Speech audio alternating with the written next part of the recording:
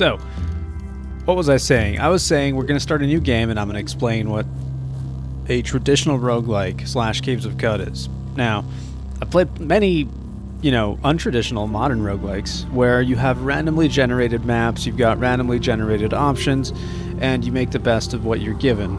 Then you proceed onwards, and when you die, generally it's permadeath, right?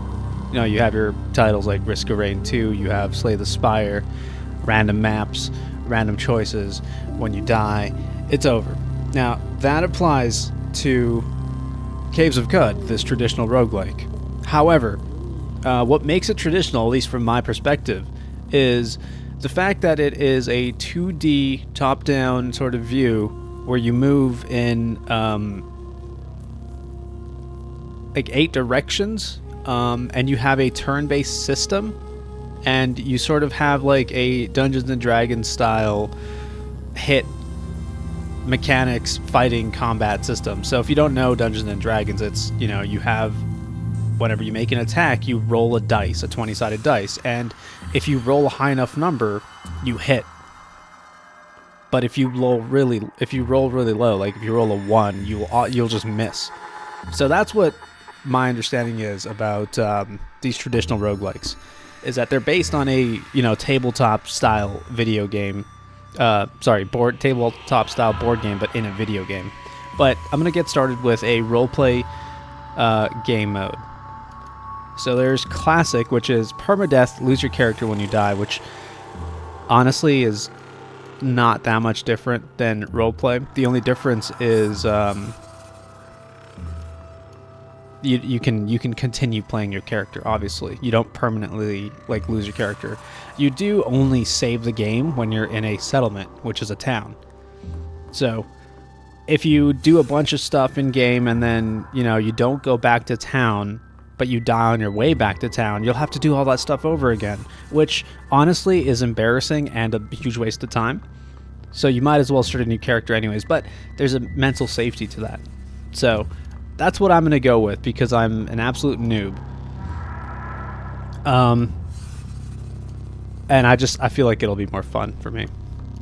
Now you have the classic, which is, permadeath. You have Wander, which I think is, I don't even know what that is. I didn't even really look at this. No XP for killing, more XP for discoveries, performing the water ritual, checkpoints against settlements, and then a daily run. Yeah, I'm just going to do roleplay. Time to make a character. I'm going to make a new custom character. Now there's 2 subtypes of, or I guess the game classifies it as a genotype. There are 2. You have the mutated human and you have the true kin. I don't know the pros and cons of these too much. All I know is that the mutated humans got these mutations that they can choose from, and they can be quite cool. Like, you can have multiple arms as a mutated human. The true kin's got like a lot of stats, essentially.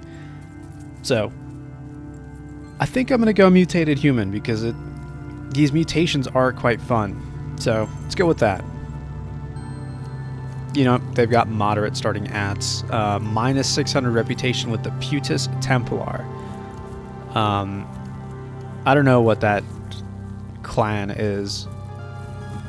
This game has got a lot of lore, by the way, and apparently it's randomly generated as well, which is quite cool.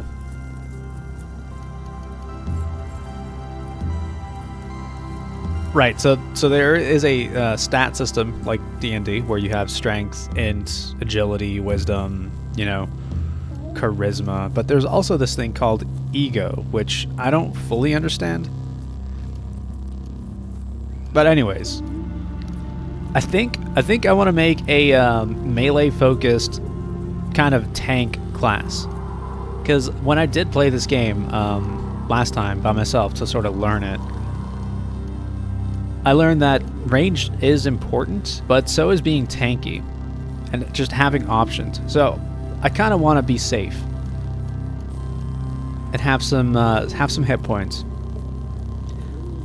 You've got Warden here, which has got strength, long blade, shield slam, a bow and rifle. Start with a pistol, and you have a 300 rep with the Fellowship of Wardens. That seems kind of cool. The Marauder here has got Strength, Axe, Dismember, Charge, and Butchery. That's kind of cool. -1 Strength.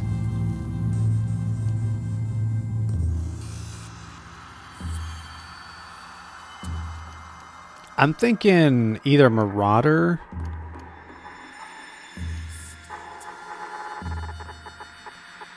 Nomad, which is kind of cool. You know, you have 2 Toughness, which is, I think, the tank stat. Or the Warden.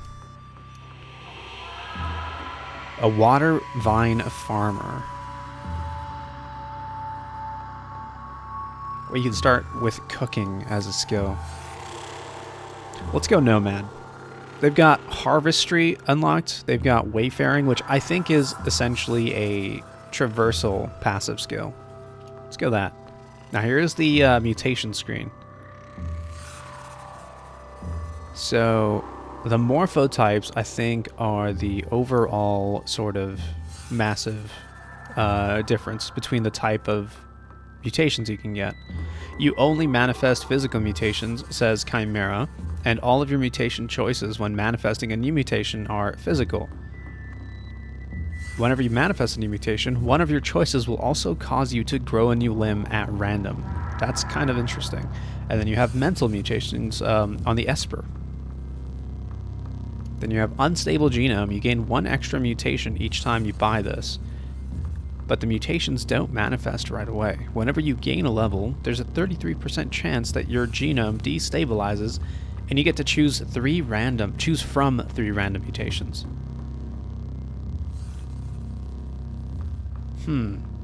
I tried this one time. I don't know if it's very good.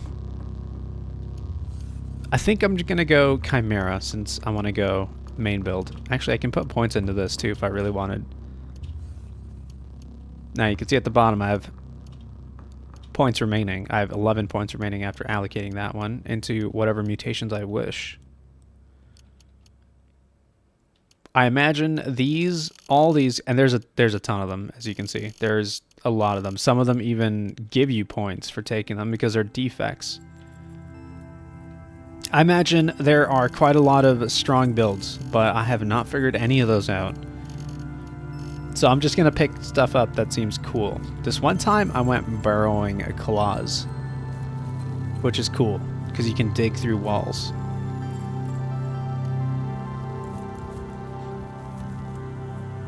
You are protected by a durable carapace. +3 armor value, -2 dodge value. Those are your tank stats. More resists, more rep with turtles. You may tighten your carapace to receive double the armor value bonus at a -2 dodge value penalty as long as you remain still. So you just giga tank for a while. Corrosive gas generation. You release a burst of corrosive gas around yourself. Release the gas for 3 rounds. I've heard this is very strong. Double muscled. +2 to strength, 15% chance to daze your opponent on a successful melee attack for 2 to 3 rounds. You accrue electrical charge that you can use and discharge to deal damage. Maximum charge 4,000. Accrue 100 per turn. EMP causes involuntary discharge. You can drink charge from energy cells and capacitors. You can provide charge to equip devices that have integrated power systems. That seems kinda cool, actually, but I imagine we want to go this later on in the game, when there's actually going to be a use for, you know, electronic devices and such. You emit a ray of flame. Emits a 9 square ray of flame in the direction of your choice. Damage 1d4 + 1. Cooldown of 10 rounds. Melee attacks heat opponents by 2d8 degrees. I assume this can damage yourself too.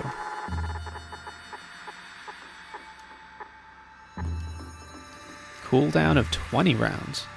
Why does this have more cooldown but less damage? Also, what does V mean? I'm going to try that. That seems kind of cool. But we do want to go physical mutations too because we chose tank stats at the start. You are possessed of unnaturally acute hearing, can detect the presence of creatures within a radius of 5. I don't know if that means 5 blocks or just something else. You're gifted with tremendous speed. Speed is very, very important in this game. Like movement speed, I should say. So I may go with that one. Horns. 20% chance on melee attack to gore your opponent. You cannot wear helmets. I don't know if that's very good late game. That seems kind of like a crutch. Multiple arms. 10% chance for each arm to deliver an additional melee attack whenever you make a melee attack. That's pretty good, but 10%... I don't know if that's good enough. It might be. Night vision's kind of nice. I like that. Phasing. You may phase through solid objects. Regeneration's quite good too, right? Because you just heal faster.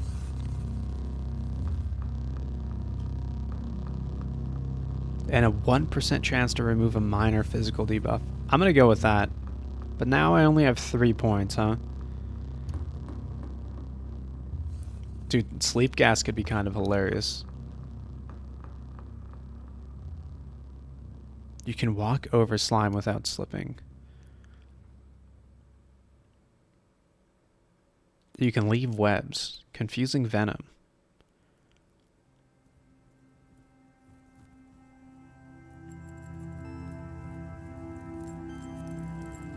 Always sting on charge or lunge. Now, don't we have charge? Or, no, we have shield slam, not charge. Heat resist, cold resist. 100 rep with apes, baboons, bears, and grazing hedonists. Triple jointed. 2 agility, 10% chance that sprint and skills with agility prerequisites don't go on cooldown after use. Wow, that's actually kind of cool. You have 2 heads. Mental actions have a 20% lower action cost. 50% chance to shake off mental negative mental status effect. That's cool. Dude, wings would be so sick. Alright, let me look at physical defects, because I may be able to get some more mutations by looking at these. Your skin must be kept moist with fresh water. You require about 2/3 more water than usual. That's a lot of water. And in this game, water is a resource to be managed. Spontaneous combustion, you spontaneously erupt into flames. That seems terrible.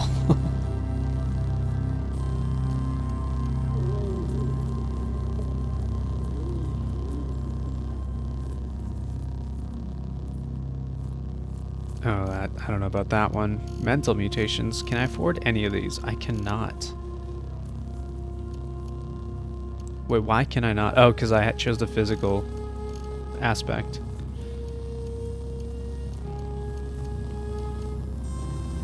Narcolepsy seems very bad. Evil twin.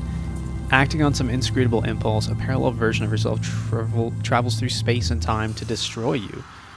Each time you embark on a new location, there's a small chance your evil twin has tracked you there and attempts to kill you. Oh my god.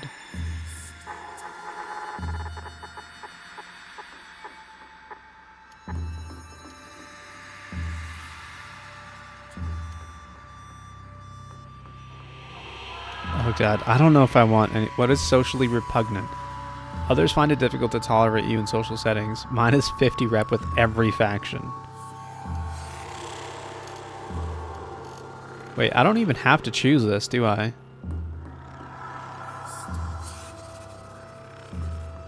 Yeah, so I'm not going to do that actually, because then I'll have 4 points for a mental mutation, which I kind of want.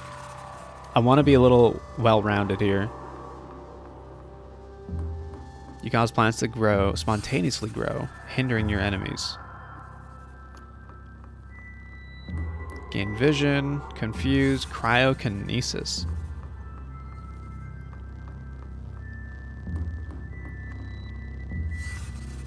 3x3 area with 8 range. You do more and more damage, essentially.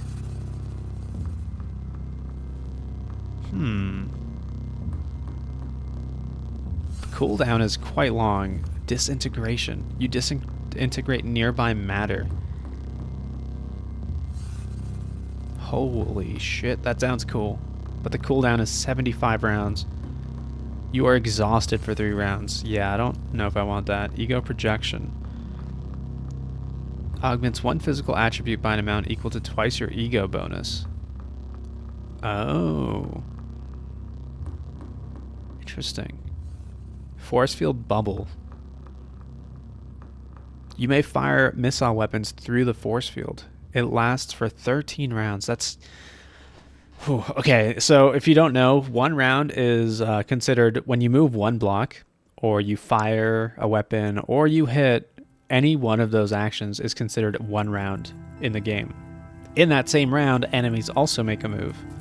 So this is essentially saying when you proc this bubble, you have 13 moves of safety. 13 turns of safety, I should say. That's a lot, but at the same time, is it? When you're facing something difficult?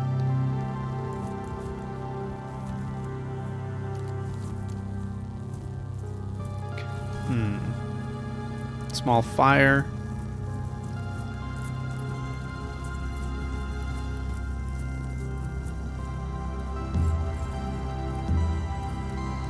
Light manipulation sounds kind of cool.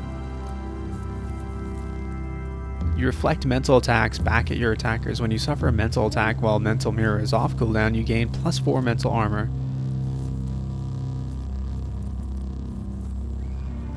If the attack then fails to penetrate your mental armor, it's reflected back at your attacker. If the attack then fails.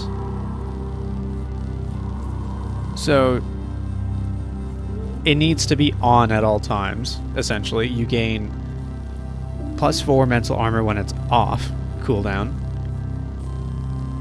That's a lot of buttons to manage, but I don't know.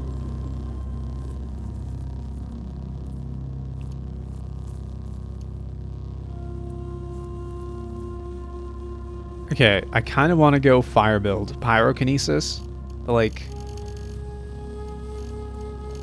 We didn't even take that many tank stats, did we?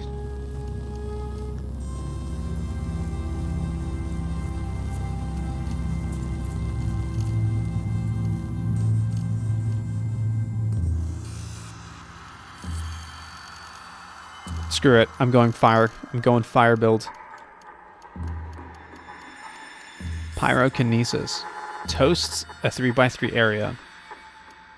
Cool. Alright. Stats.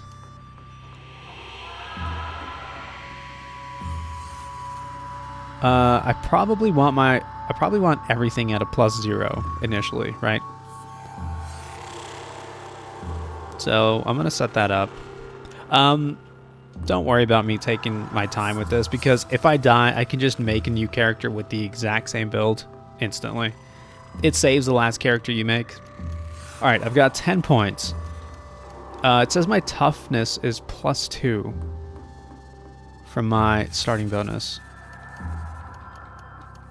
I think I want more strength, though. At least +2. Toughness +1. I'll put it to 19, because that means when I level up, I'll be able to push it to a +2 bonus. Actually, keep it at 18. Cooldowns of your activated abilities. Don't we want this to be really high with a like spell casting type setup?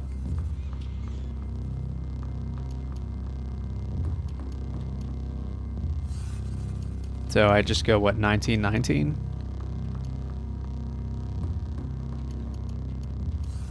I still feel like, okay, yeah, we're gonna go 19, 19. I don't know if this is good. It's probably terrible. Alright, let's go. Character summary, flaming ray, regeneration, pyrokinesis.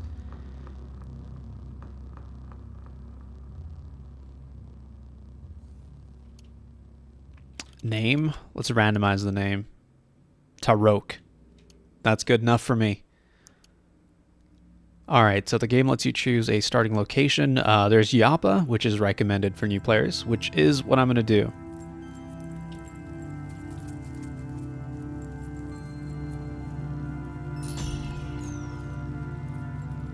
You embark for the caves of Cud.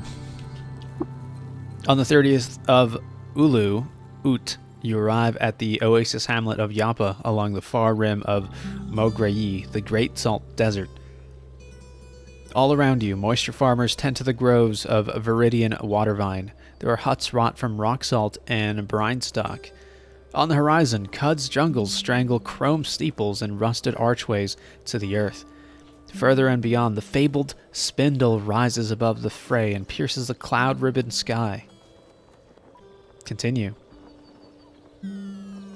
All right. Oh, there we are. So, I need to change some settings real quick to zoom in and zoom out. You can play with the mouse and keyboard. You can play with the mouse as well as with the keyboard. I like using mainly the keyboard.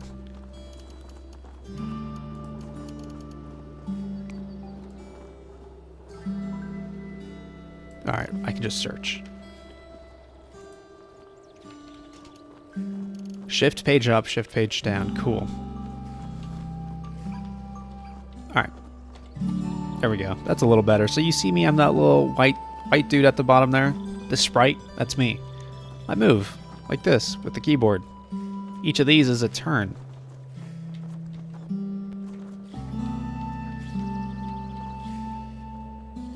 Alright. There's like a lot of people here, so I guess I should start talking to them, right? Let's talk to this guy. Mehmet. A water hand. I live and drink traveler. I'm called Tarok. Mehmet, the tongue says, live and drink Tarok. Can you tell me about your village, Yapa? Watervine farm in the lap of the marsh. You've sucked the moisture out of wine wafer, yeah? We tend the plant here. Ah. I'm in search of work. I have it then. Something is eaten our watervine around Beetle Moon. Kurun says he saw a creature, spider-like, slinking in the brine, but no cave spider would dare get so near Warden Stomps.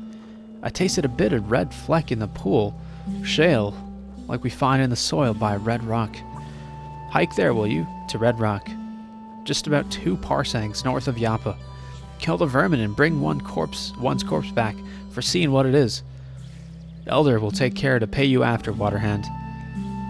I will do as you ask, accept quest. Alright. Let's continue talking to him. I can trade him too. He's got vine wafers for very cheap. Right, so in this game, you use water as a primary resource. You can see I have $40 on the right there at the bottom right. Most of that is value in water. Well, actually, I think to trade, it's essentially all of it is water for the value. For example, if I sell my equipped items here, they'll give me water as a cash instead. So I've got this recycling suit on, which is very interesting. If I take a look at it, it says rubber tubes worm their way through salvaged elastine fitted with filters to recover wastewater from the overworked body. So it recycles pee. It's in perfect condition. It weighs 37 pounds, which is kind of crazy. It's heavy, but it's cool. I can talk to you too, but I think you're just a regular farmer. My services are available if you have work to offer. Speak to Argive in his workshop to the west. Thank you. I have more to ask. Never mind. Live and drink. I don't have more to ask, apparently. Let's actually go talk to him. It says west.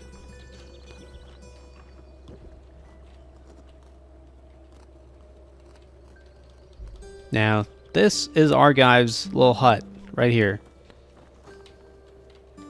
How do I know this? Well, because I've played a little bit of this before, so I know the initial introduction to this game. So you see these like little blue things on the ground?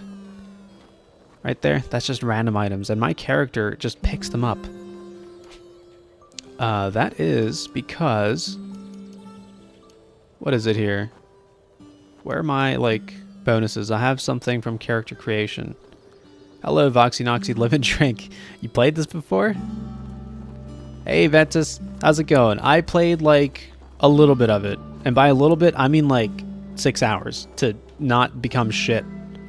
Because I didn't want to stream this game and just learn absolutely everything and waste everyone's time. So I played a little bit of this. I got, like, 1 or 2 quests in. And then I died many, many, many times. And now I'm playing it again and hopefully not dying many times. This is a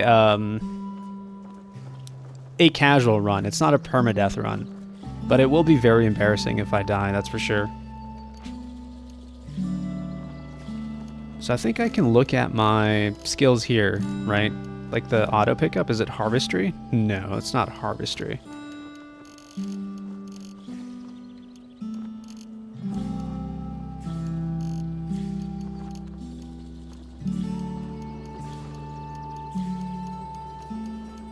Oh, I don't have any of those, huh?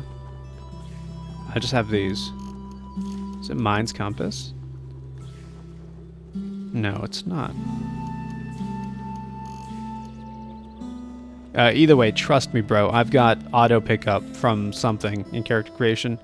I believe in your ability to die many, many times. Hell yeah, that's what I'm talking about. Need a lot more than 6 hours to not be shit. Good luck. Hey, Golden Auction, how's it going? I totally agree with you, but I just sort of didn't want to be shit with the controls and the movement and getting around and, you know, basic combat. I feel like 6 hours is enough just to learn that. But anyways, here's the Red Hut, which the dude told us to go west to go talk to Argive. This is Argive. And he's mumbling. Exceeding mash thresholds, perhaps a ganglionic teleprojector fitted with suspensors. Oh, I didn't notice you there. That's because I was ignoring you. Waste heat from the thermocask or centrifugal extraction to the P density of sun slag. Unexpected deviation from the Clang constant. He coughs. Must you bother me? What are you, some sort of water freak?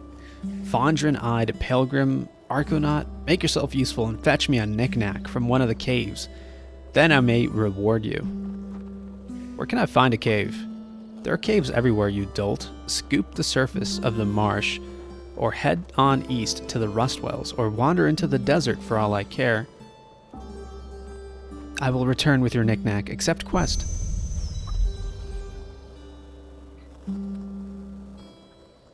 Yeah, it is a steep learning curve.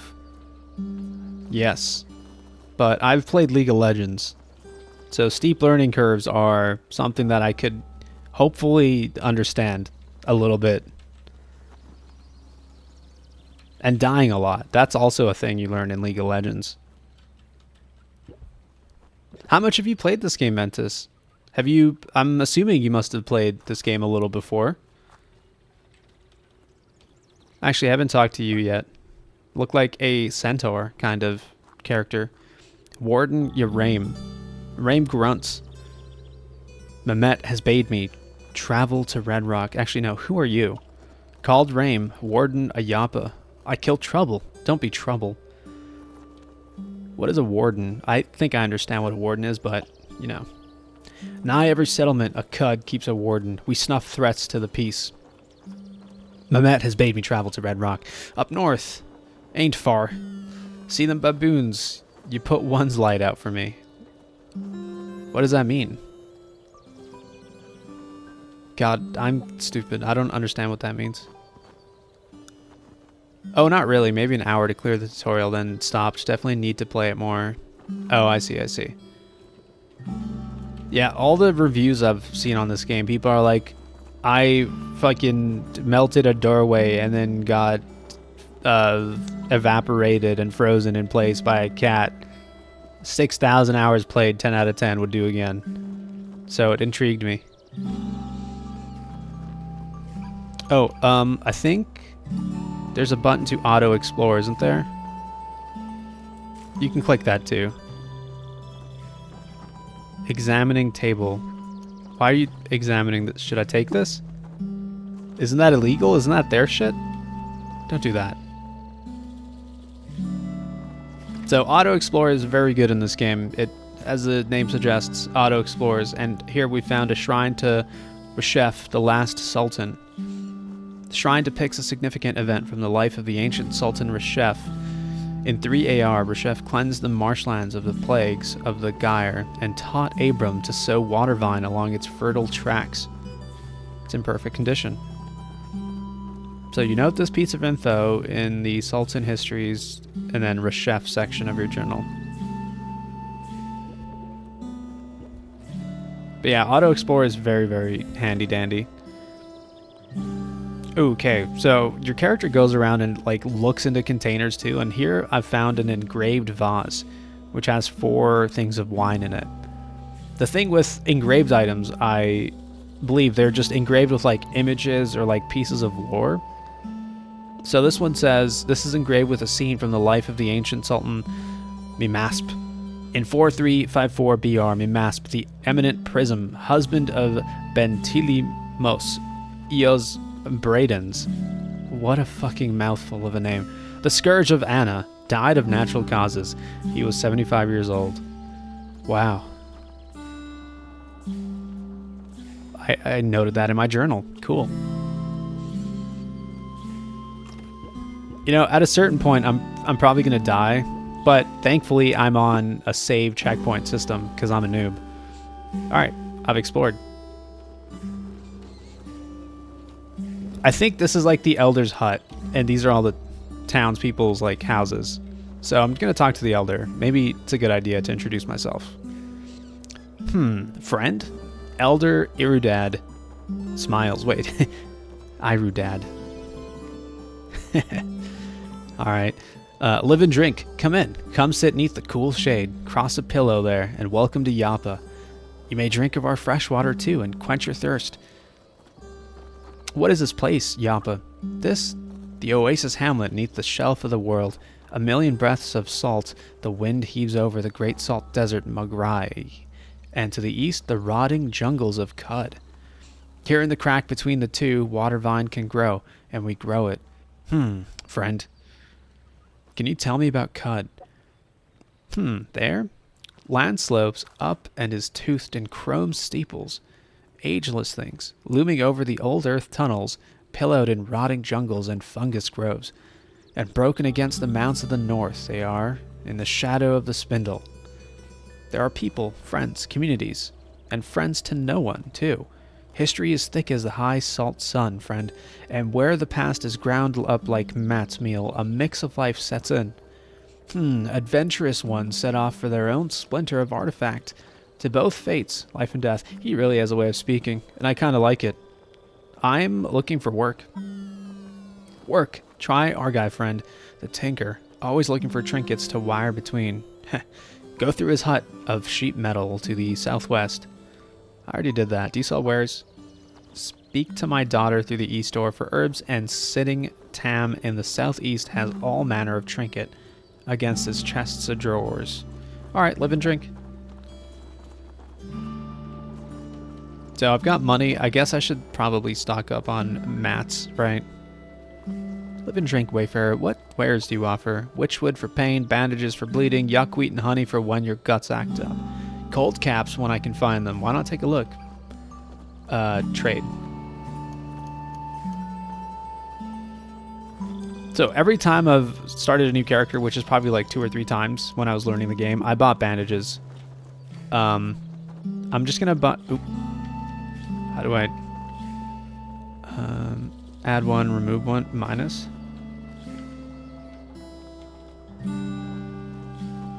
Let's just take 1.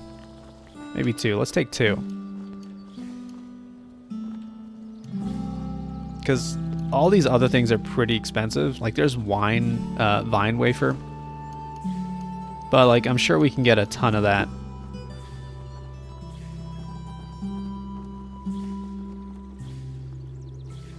How do I... Oh, trade O. Here we go. You'll have to pony up 6 drams of fresh water to even up the trade. Agreed? Yes. Now, long-term players may just be calling me out because I'm assuming that was a bad thing to do. But you know what? It doesn't matter. To me, it doesn't matter because I don't know any better. But I'm assuming that was probably a bad play. I just like being safe. So this is Tam, the merchant. Oh, by the way, I think if I hit A, I can just go to... No, that's not it. Oops. Is it look? There's... you can hit a button. Is it Q? No. There's a button you can visit, like, points of interest. Either way, if it's important, I'll look up the definition. Keybind. Human, this is Tam. We are greeted. What do you desire? I'm Tarok. Who are you? It's a pleasure to know this, human friend Tarok. I am Tam. What kind of creature are you? I'm a dromad, human friend. Some say salt strider. Do you know this? I do not. My people have walked the salt for thousands of years, meeting every creature that lives and thinks, from Pale Sea to the Marsh of Yapa, and under the hanging hills our chests are drawn. So, a race of traders, essentially. Backspace or the star up top right. Oh, thank you, Golden Auction. Hell yeah, this is it. Yeah, the point of interest screen. So, you can just go to people and it'll auto walk you there. It's very nice. Although I think these options only open up when you've actually explored. Oop, no. Let's go to our boy Tam.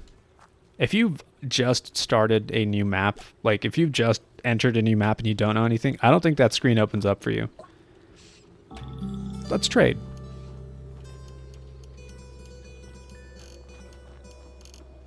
He's got a $185 herberry. What is this? Earth dense juice pressures the berry skin into a perfect and light curving sphere. Inside, a pip encodes a million-fold instruction set for the shape of what?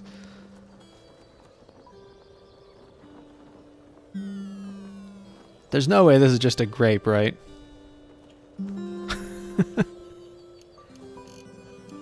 It's an expensive grape if that's the case. One thing I did learn from a little bit of research is that trade goods, the things that have golden text on their value, they don't deviate in value when you're trading them, and they typically, I think, weigh less than water do. So I've been told that you should buy these copper nuggets instead of holding a ton of water, because remember, water is the currency of this game, and it's heavy. So I should add potentially one or two of these, right? That's a med that instant heals 100 hit points. Holy Jesus. Yeah, meds in this game are very expensive, but that seems quite nice. Instant healing is... it's tough in this game. It's, this item right here, Witchwood Bark, heals and confuses when eaten. This instantly heals you, I believe, but it confuses you. And if you do this in the middle of a fight, that's a very bad debuff to have, potentially. So, having this, which presumably it doesn't confuse you, is very, very strong. So that makes sense to me. Alright, do I sell him the scrap because, like... I'm not doing anything with this, right? I don't tinker with anything yet, so I'm just gonna sell him that.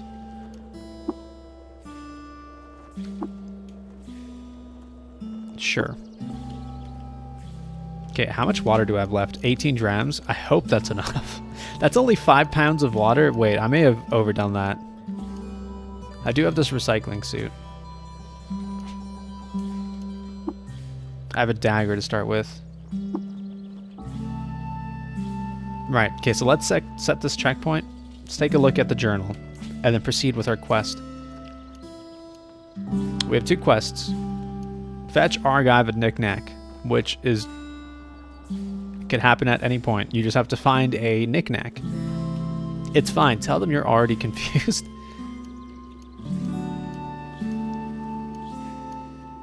I wonder if that would work. They're just shooting at me. I don't think they'd listen to what I have to say.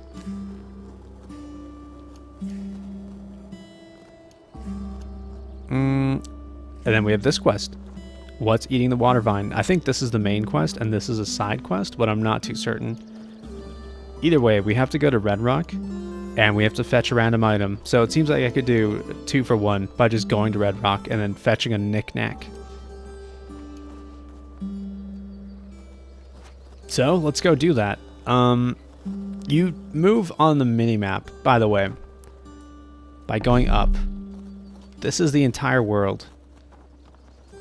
I think it's L to look. Each one of these squares here is a giant section of the map that you can explore. Like what I was exploring the town there, each one of these blocks is a giant section of that. And we have to go here to Red Rock. So the thing with this game is that when you travel on the world map, you're covering a lot of distance. And if you're not intelligent or if you're not versed in the way of travel, like here, since I have Mind's Compass, doubles the chance of regaining your bearings when you are lost, but then reduces the chance of getting lost by 15%.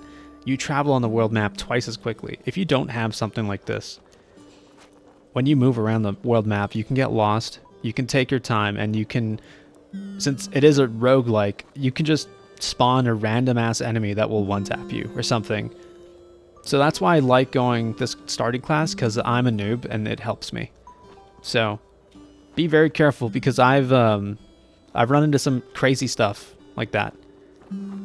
Confusion is pretty jank in this. It only scrambles your screen. You still attack, move in the direction you tell it to, so you sort of remember where everything roughly is. It isn't a massive issue. I've felt that way, Golden. When I was in a situation where I'm in a hallway and I'm being chased and I'm confused, if I just move in the direction that I want to, I'll move. But I won't know it, really. Like, my character will actually move in that direction, but visually you won't be able to tell. Okay, so I hit the move icon and I instantly noticed some ruins nearby. Would I like to investigate? I'm gonna hit yes. You discover the polygon. You note the location of the polygon in locations. Okay, interesting. What is this? A thermal miner. Hostile, very tough. Did I already find something that's gonna one-tap me? Glowfish. These are just actual fish, right? Yeah. Okay, that's not tough. Still, pistons fire in alternating quattro and tote the miner and her mind in esoteric patterns across the ground. When her topographic instincts are sated, a hatch opens up and she what is this?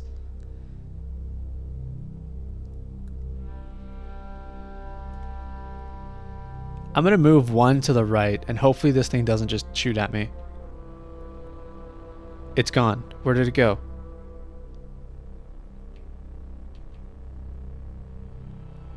I'm gonna leave. I'm actually so scared I'm just gonna leave. Because it's nighttime. Yeah, I'm gone. No thanks. Oh, there's one thing you can do, I think. In your journal,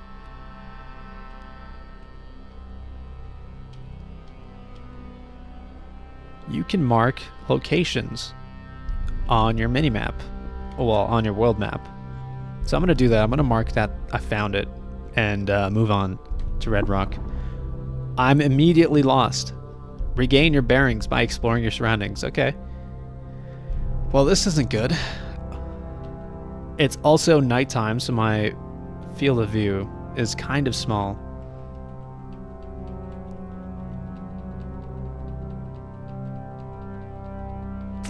What the? A crocodile. He is hostile and he is average. His hoary, cracked scales look like marked stone. Physical features bite. Alright, so at the top I've got my hit points. To attack, you just move into them. Right? Could also use Flaming Ray. But like, won't that... Isn't that AoE? I'm just gonna melee him. I hit for 1 damage with my Desert Chris. He doesn't penetrate my armor. Cool. I do 7 damage. He doesn't penetrate my armor. Cool. So he's just not hitting us at all. And he's dead.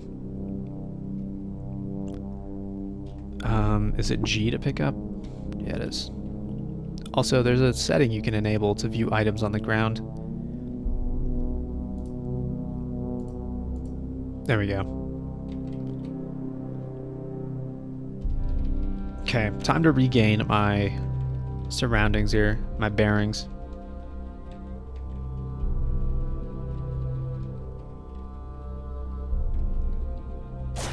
What the? Another croc. Okay, thankfully it's just a croc. There's also a dragonfly that I see here, right? It's neutral. Okay. So it won't be a threat, I think. It's just this croc, and I think it's a normal croc. Yeah. Let's get him.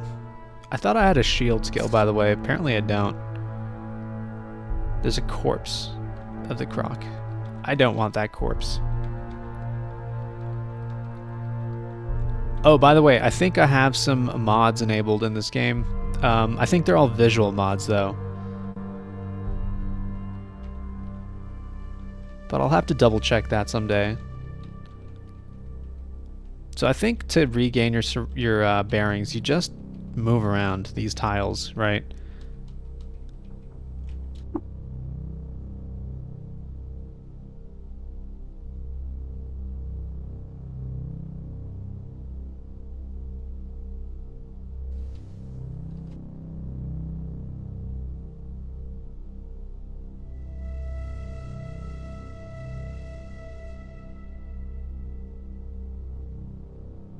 Sorry about that. I had to take a second break. Something happened. Coincidentally, my mute mic button is... yeah, my mute button is the travel downstairs button. Let me change that real quick. Control mapping. Oops.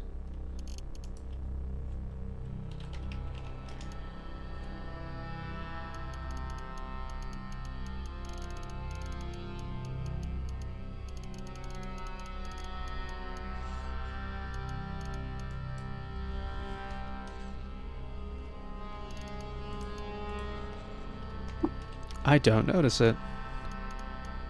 Venturing.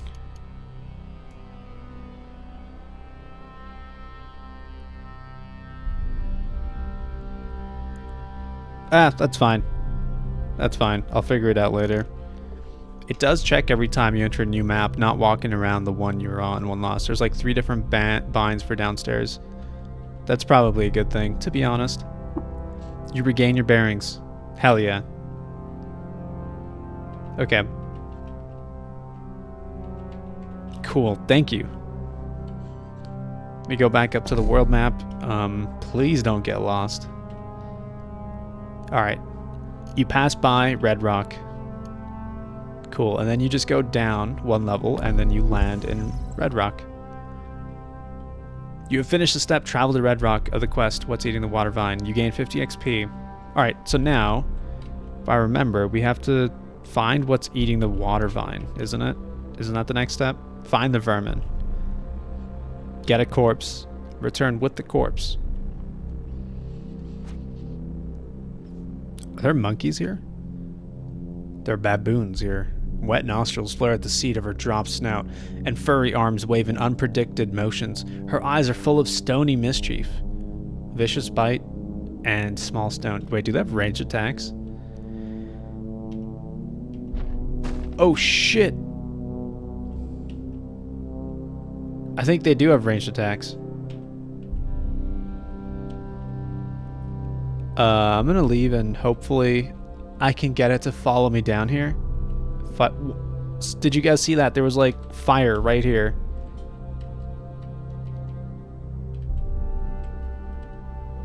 Yo, I don't like this.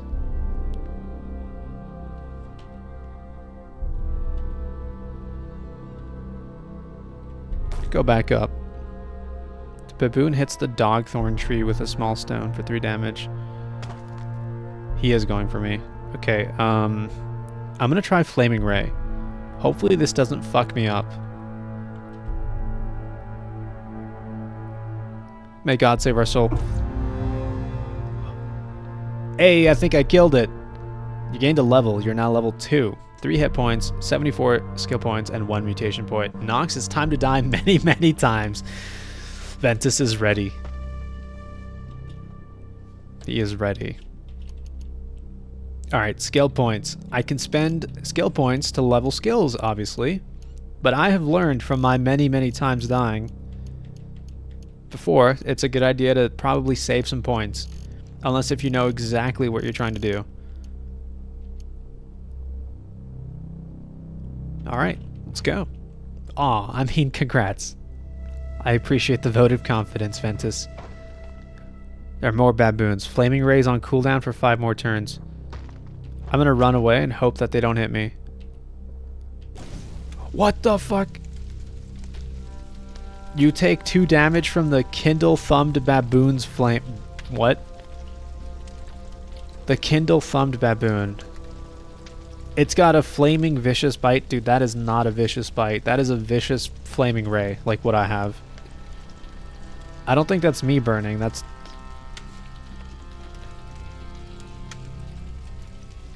What is this? Flaming pool of asphalt. Yeah, that thing is flaming, not me. So, I do have flaming ray, and I think I'm gonna go for that. Hopefully I can shoot around the corner. Oh my god, there's so much smoke. Okay, what I'm gonna do is I'm gonna leave. There's so many baboons here. I absolutely do not like it. And if you just press the 5 on your numpad, you just wait. What the fuck?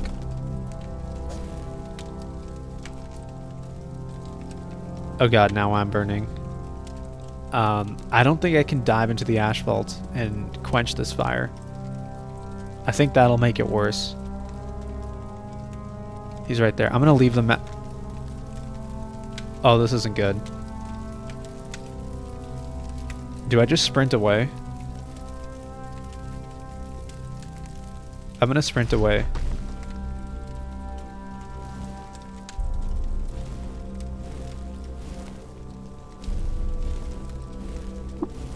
Your health has dropped below 40%. Yeah, I know. But I'm not on fire anymore. I'm just gonna keep running. He's still chasing me.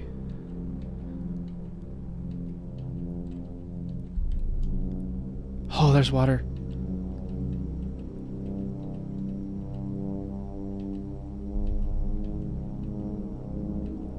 Keep running, friend. Keep running. Let's go this way. Maybe I can go around. My healing factor is quite nice. Alright. I can fight him now. There he is. Flaming ray. Fight fire with fire. I think I missed. Those baboons are fighting like goats or something.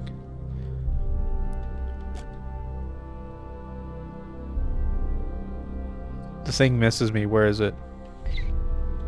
It's right there. Okay, let's go melee. Let's fuck this thing up. Okay, it's dead. It's dead. Whew.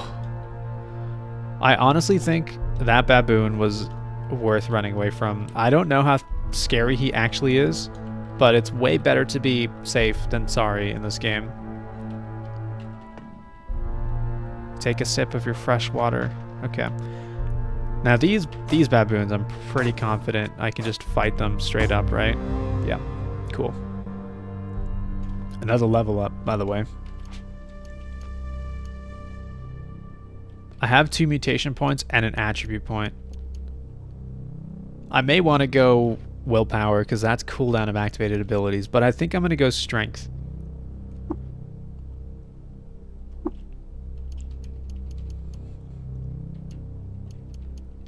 Does willpower affect how, like, my hit chance? I don't think so. Alright, so the next level of Flaming Ray is 2d4 plus 1. Okay, we just roll another dice. And then melee attacks heat opponents by 48 degrees. Wait, does that melee attack apply passively at all times. Hello, Boogaloo. Good luck on CUD. Thank you. I am learning together with the community of CUD. How come I don't have pyrokinesis on my bar?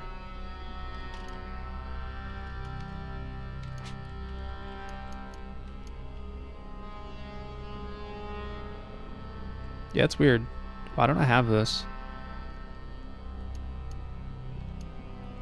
I think I'm gonna go Flaming Ray. That just seems awesome. It'll cost 1 mutation point? Yes.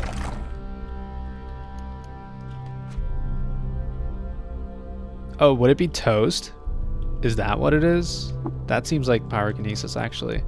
It's just called Toast.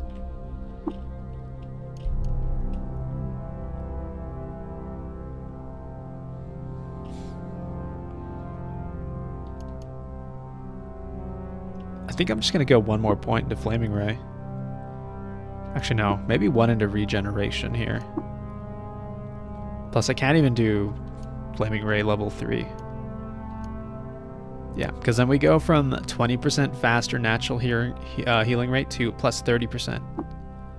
So I'm going to do that. Alright, Baboon Onslaught survived. Time to explore Red Rock. Look for a knick-knack. What the fuck? Where are you? There you are. Get ready for my Flaming Ray, you son of a bitch. Boom! Oh god, there's another fire monkey. Oh, he's coming into melee range.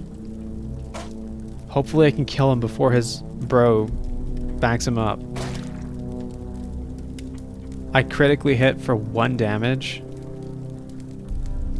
Oh, yeah, okay, so that makes him bleed too. That's a good sign. His bro's coming in.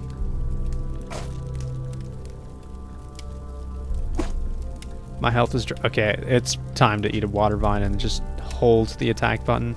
Or eat a witchwood bark. So this is going to make me confused. I also have Flaming Ray, and I haven't tested if... Hold on, let's see here.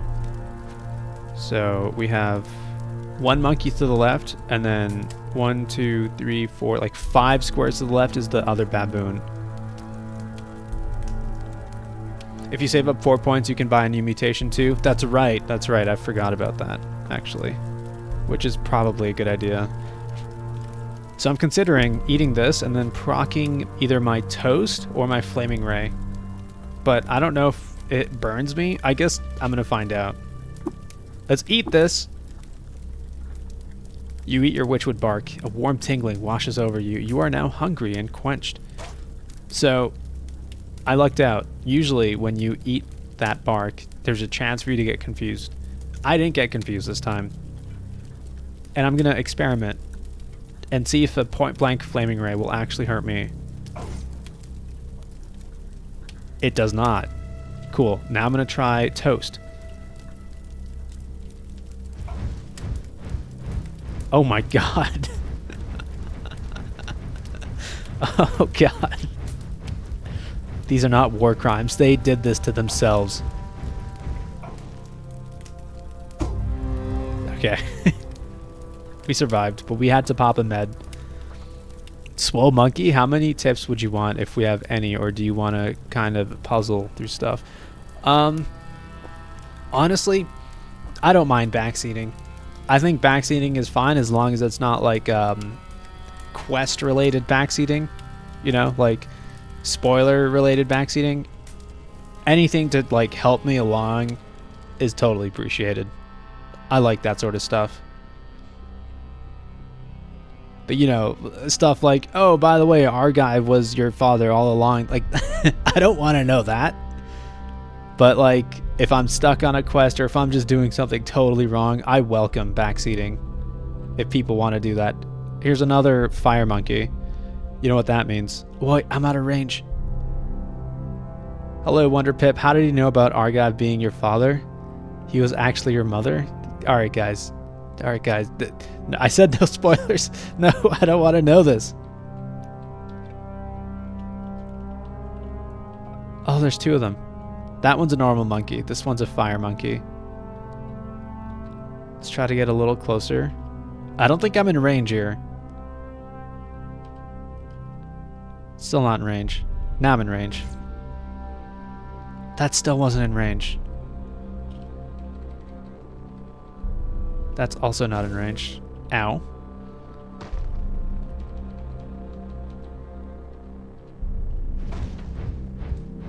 Burn. Wait here, get our natural healing going. Okay, now. Okay, I'm on fire. That means I run.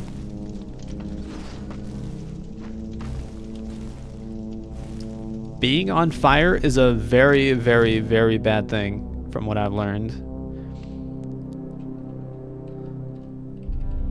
Alright. Let the natural regeneration proc for a bit. This motherfucker.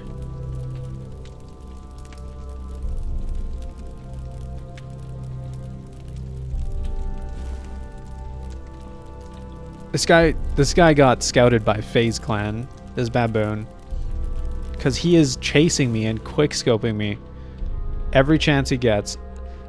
Okay, thankfully I put out the fire pretty quickly. I'm gonna run for a bit, because having 10 less hit points is not very fun right now.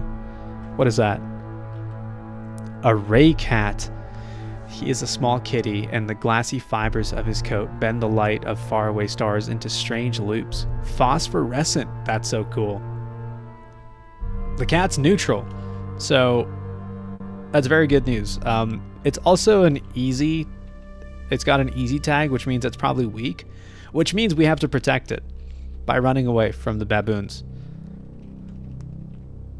Normally I'm on fire. I mean, stop, drop, and roll. Yeah. There's no skill like that I have yet, though. I only have burn others as a skill. Or make camp.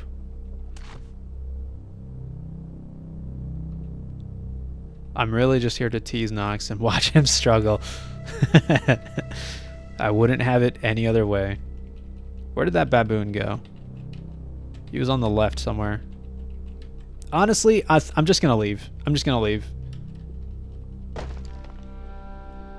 Why is there a golden monkey here? A hulking baboon. You've made the wrong mistake. Burn. Oops. Burn again.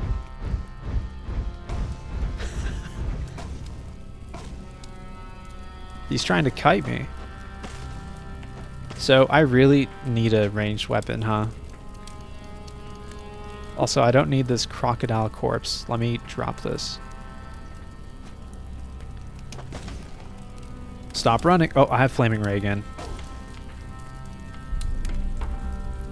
Wow, that did how much damage? Like 9? 8 damage. That's pretty good. Wait, do I leave nothing on the ground if I burn them? I think that's kind of true, huh? Just ashes. Oh, I didn't think of that. I didn't think of all the loot I was losing by burning my foes. I see that monkey over there. Seems to be trapped in a spider web. And there's another fire monkey there. Oh, he's stuck in a pool of asphalt, actually. Burn. Dude, there's so much smoke. 2, 1. Let's use Flaming Ray again. Oh my god, I cannot see anything.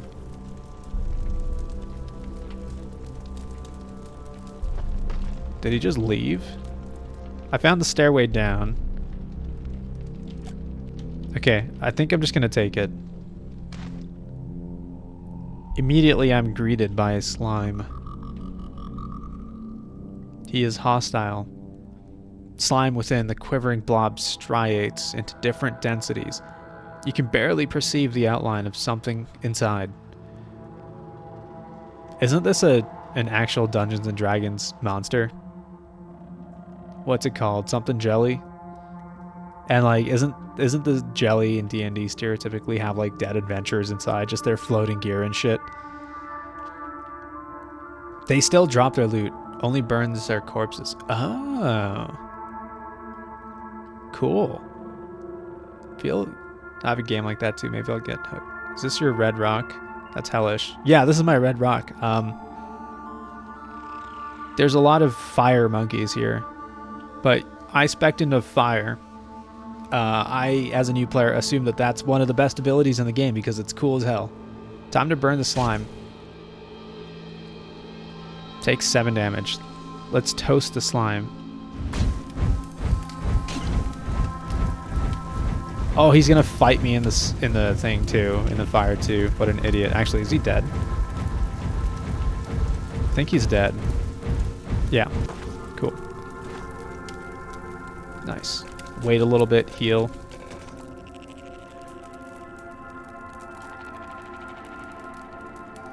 Tari Deadroot. Hold on. Is it control? Yeah, it's control to force a hit. It's slimy too. Tari Slimy Red Rock is legitimately so unlucky. F1 to turn off snap-on looking.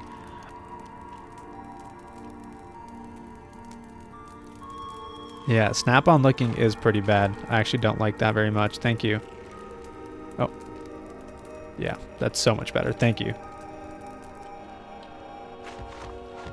I'm stuck. Okay, that's fine. What is my experience mutation point and stuff looking like? I have 1 mutation point. I think I get 1 per level. Hopefully I can get some levels here and save up for another mutation. I have a torch equipped, right? I do. Is it burning? It's burning. Cool.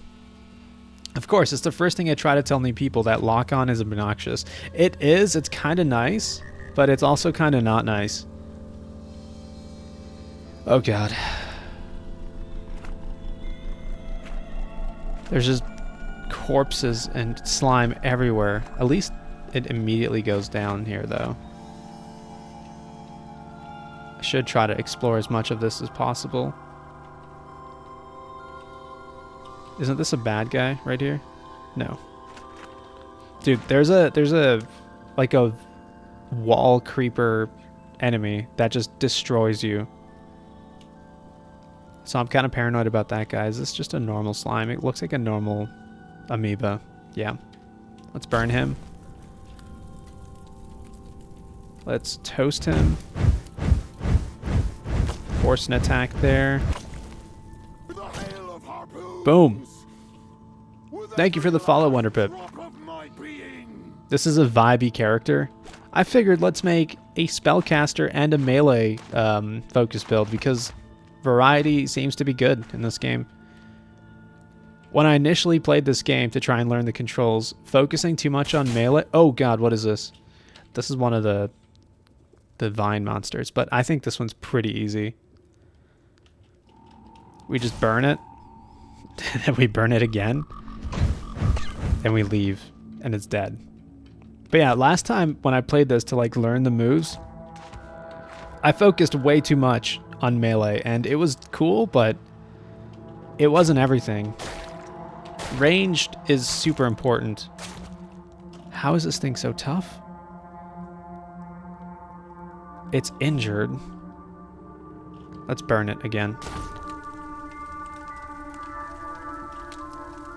Hey, it's dead. Let's wait a little bit. Oh, I waited too long. There's a bat trying to kill me. Bats are relatively easy, though. Let's burn the bat.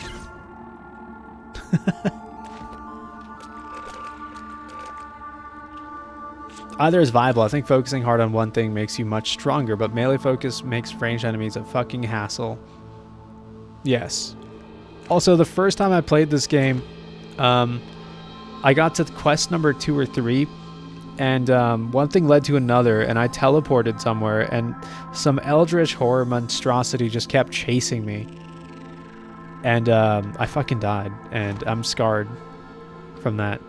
So I want to be extra precautious this time, hopefully. But, like, what do you do? I don't think there's much you can do when that happens. Ah, yeah, that happens sometimes. Yep, that just happens. Just a regular day in the caves of Cud.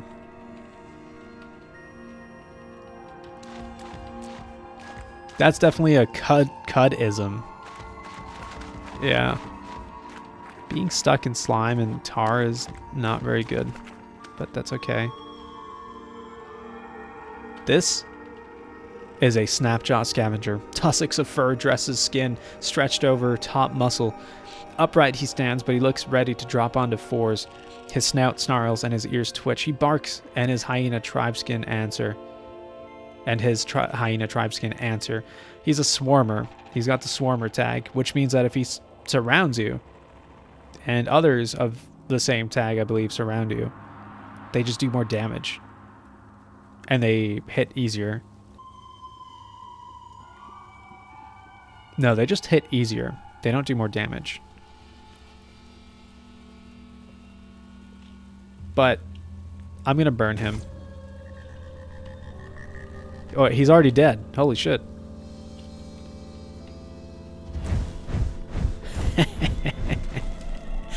God, dude, this I like this ability. It's so cool. Iron Dagger. Let's pick up the Iron Dagger. There's also a Chainmail. 3 and -1 for the armor stats. How does that compare? 3 and 0. So we have better gear. But holding on to gear to sell it is probably a good idea. So I'm going to do that.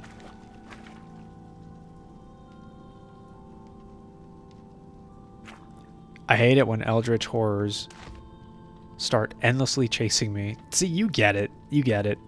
Pito might grace you with his divine unlight. You'll get that one day. Positive. Eldritch Horrors are sometimes delicious. They do, in fact, do more damage. Oh, they do.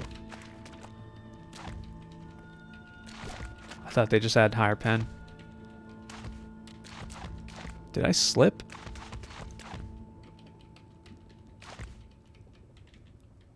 Okay.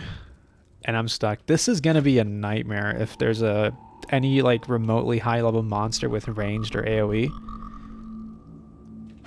Oh, by the way, you can't set a checkpoint when you're out in the wild. So if you're done, you're done. So go down.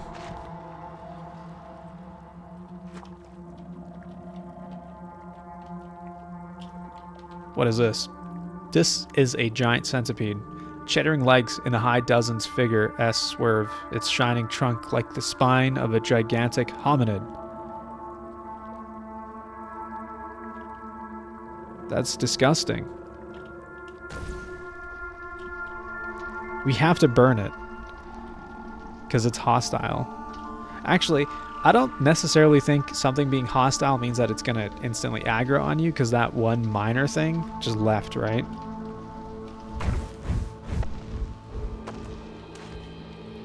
God, I love this ability. Here it is. Here's the thing that can destroy you. A jilted lover. I've had these things almost kill me, or actually just kill me one time. Verdurous Surai mottled with thorns reach for the warmth of a body. They hug the air in desperation. It's got thorns. What it doesn't say is that it can like stun lock you. +1 to hit and penetration value for each swarmer adjacent. Higher pen equals more penetrations per attack. More penetrations per attack means higher damage multiplier. Oh. I thought penetration was just increased chance to hit.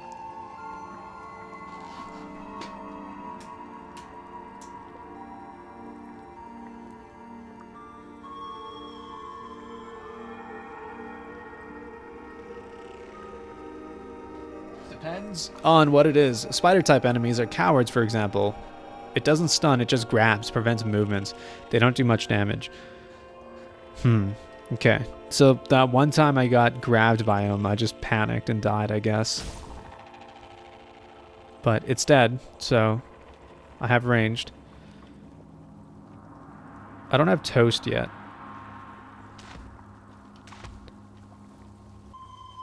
It's stuck. That thing died in like one hit, so I'm just gonna melee it.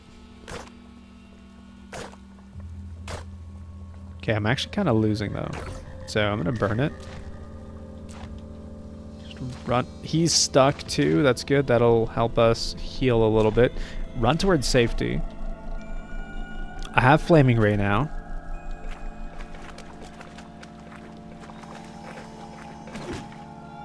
Oh shit. I waited too long. A slimy cannibal. Sunshame has left his skin, pulpy and spider white, and his capillaries are shot with blood 2 shades too dark. He's got a bite. Okay, so I think what I do is I Flaming Ray this guy down here, and then I leave. That kills him, right? Yeah.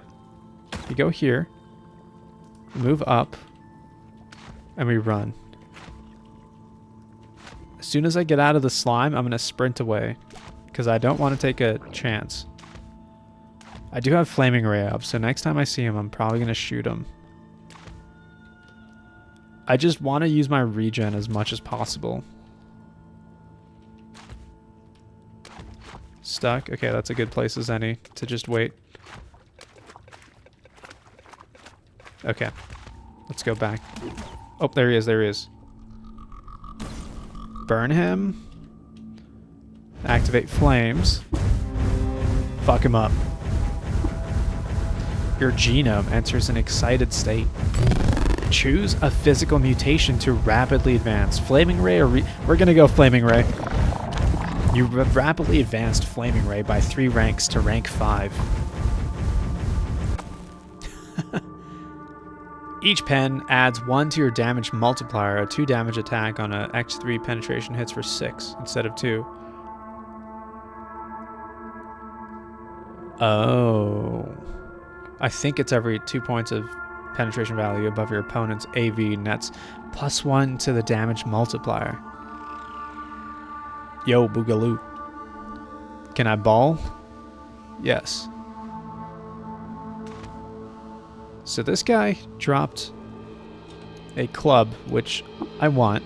It's got the lacquered tag, which means this item repels liquids and cannot rust. By the way, rusting is a thing in this game. Equipment rusts, and when it rusts, it's like busted, I'm pretty sure. Unless if you find a way to repair it. So that's something to watch out for. I don't know if me being in slime is making it rust quicker. I presume it will.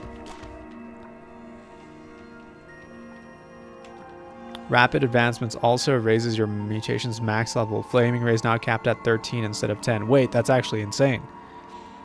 I need to get a club and name it Billy. Billy the Club. Is that what this one's called? No. That's what it could be called. You can name your equipment in this game. What are you? A Snapjaw Warrior.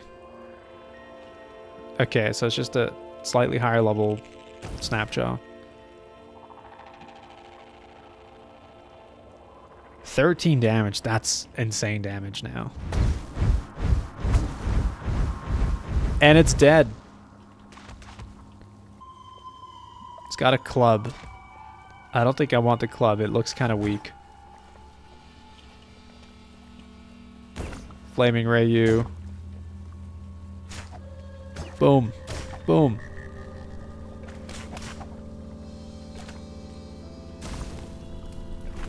Dude, I love Flaming. How much damage is this thing doing now?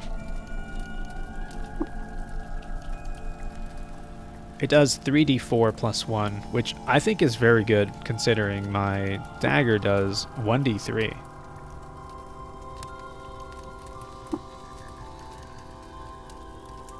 And then melee attacks heat opponents by 88 degrees. 68. So wait, does that mean it's heating the shale when I melee it?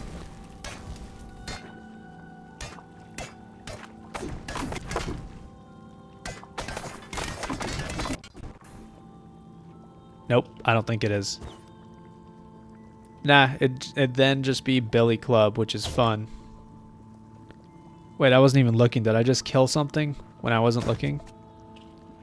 Easy. Yeah, we're pretty strong. Pick up the dagger. I've heard to pick up daggers because they're very lightweight. And they're worth money. Honestly, it doesn't really matter because I'm probably going to die. There's a quilted shawl. What does quilted mean? Does it just mean it's plus 10 cold resist? I assume so. Never say that out loud, bro. Jinxed it. Did I?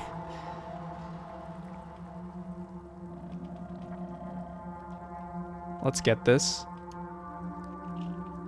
Quilted isn't a modifier. Oh, I see. The full item name is quilted shawl. Okay, so it's not like a special tag, like lacquered or anything. Oh boy. Let's go for the ranged guy first, because he's probably... Wait, I do damage in a line. That's disgusting. You have finished a step. Find a knickknack of the quest. Fetch Argive a knickknack.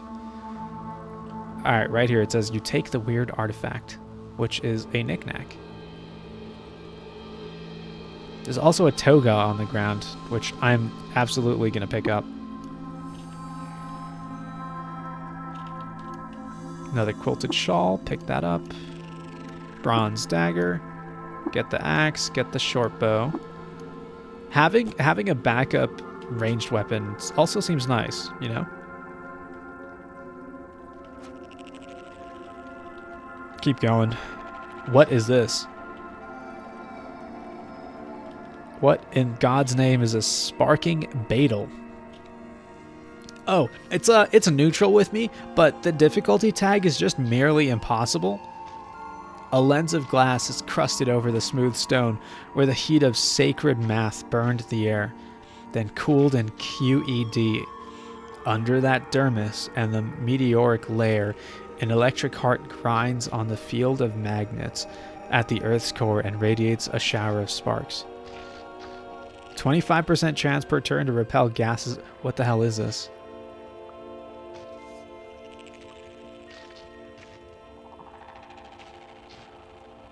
Sometimes I have my character change into less armor heavy clothes when I'm in my base, exclusively for RP flavor.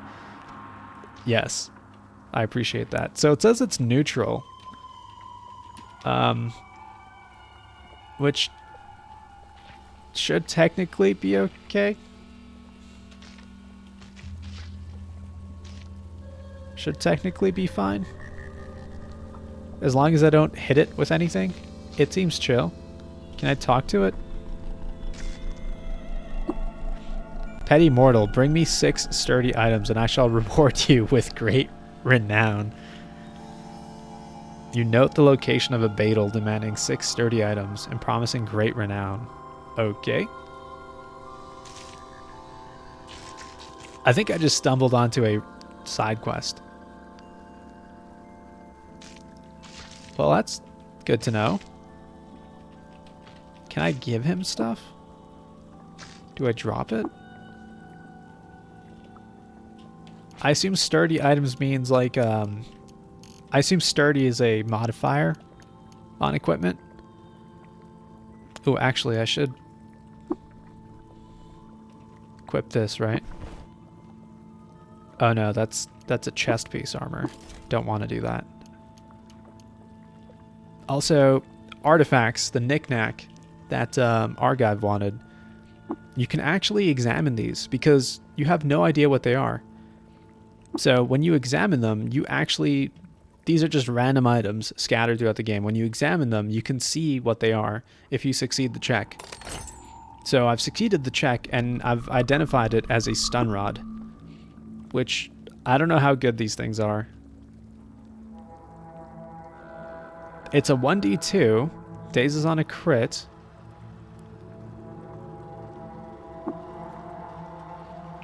It's got a cell to it, like a battery, which presumably makes it so that it tases people, stuns them.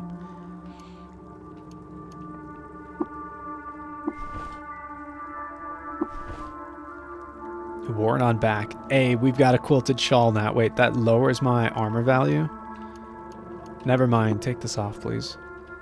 That lowers my dodge value, I think. My character's kind of hungry, so let's make camp. I think Beetles are just supercomputers with obscene capabilities, but they also have good God complex. It has a cell in it, which you can remove and examine also. Oh.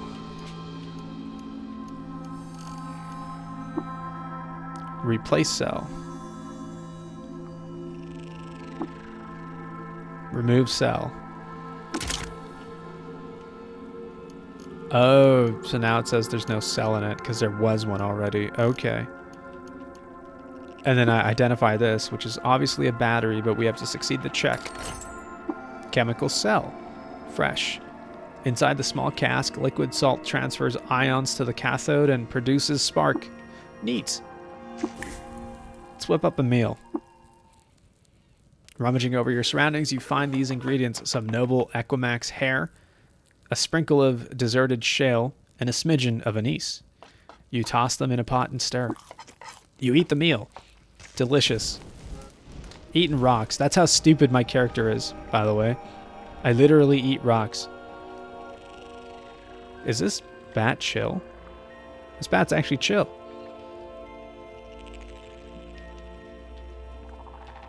Thanks for that tip, Wonderpip. I did not know that you could just do that with certain items. I guess I should check every item. Catch basin. Stoneware catches the tiny bit of moisture surrendered by the bone-dry air. It contains 22 drams of fresh water, which is important because I have... Wait, never mind. I have 16 drams of water.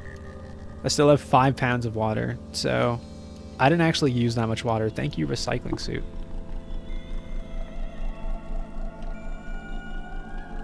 Wait, it's empty. Do I have to fill this manually? I assume this just fills with, like, you know, waste, and then it filters it.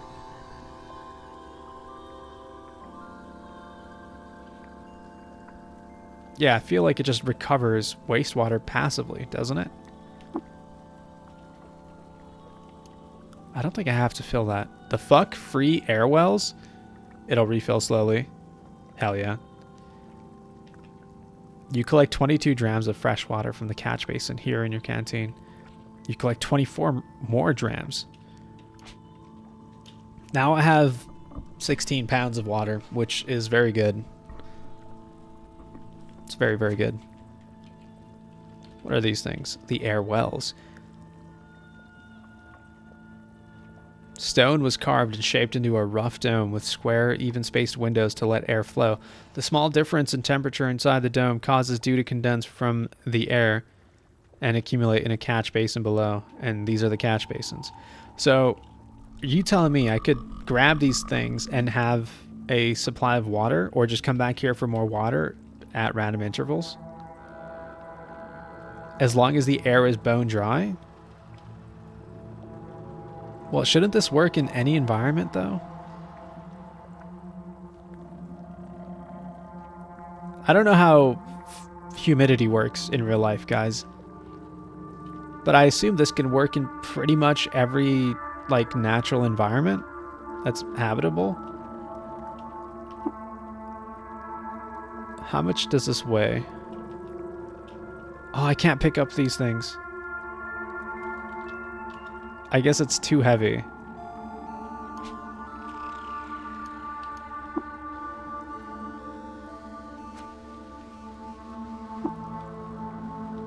Oh, what the fuck? A Snapjaw Brute. I'm gonna burn him. Burn him twice.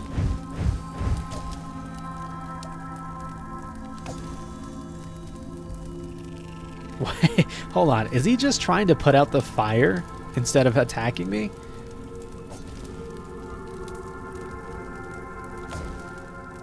God, this build is disgusting. All right, let's put this back down. Cool. Another shawl. Oh, wait, there's a longsword. This does more damage. Let's grab that.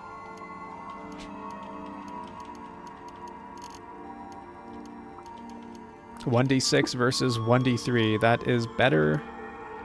Therefore, I equip it. Furniture items just can't be picked up. There's a mod for it, not nailed down. It's one of the quality of life mods I run on my modded runs. That does seem kind of nice.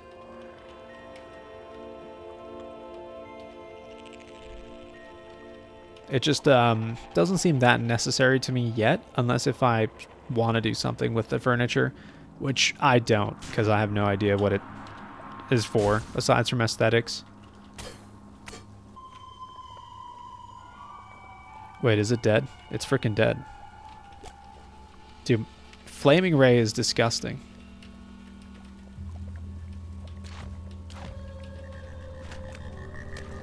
Oh, auto explore time.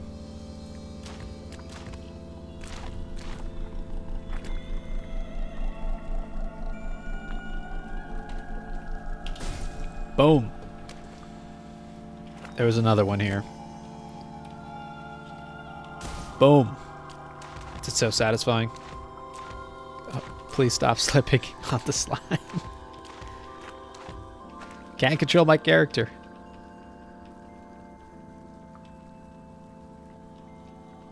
Any bad guys here? No.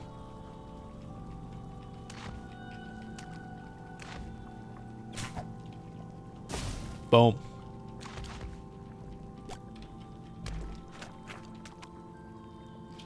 Regular slime? Yes.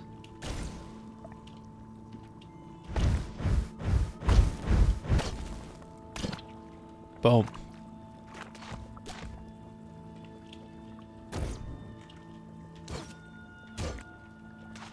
Easy peasy. There's a leather cap here. Should grab this.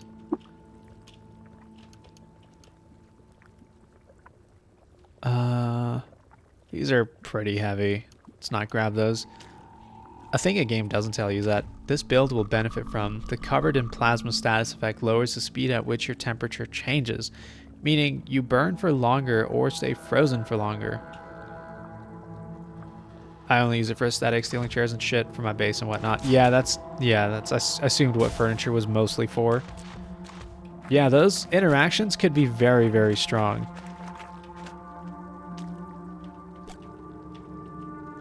I presume that plasma status effect is something you get like automatically, well, not automatically, but like later on as a mutation or as an ability of some kind.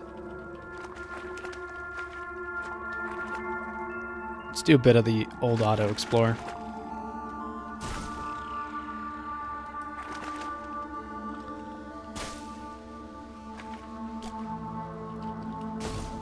Yep, burning everything is ridiculously fun. You can also change the rate at which your character auto-explores, but I'd rather not do that. You are grabbed by a jilted lover. Well, that was your first mistake. Jilted lover.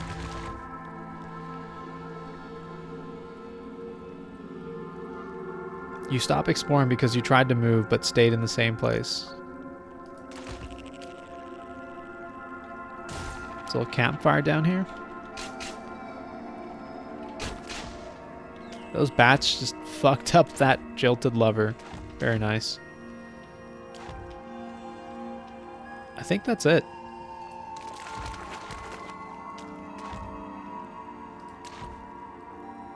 I think slipping on the slime stops the auto-explore. Yep, here we are. Further in. We must go deeper. Oh, that was upstairs.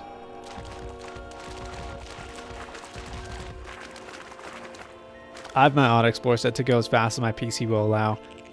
I guess you probably should, right? Because no matter what, either your character stops in danger or they stop because they slip. And it going slower only means that you can kind of sort of see it coming. But like, not really. Like, it probably doesn't help that much, it being slower. Because if something's going to one-tap you, it's probably going to one-tap you regardless. There's something burning up there. I don't like things that burn things. That means they're pretty strong. Boom.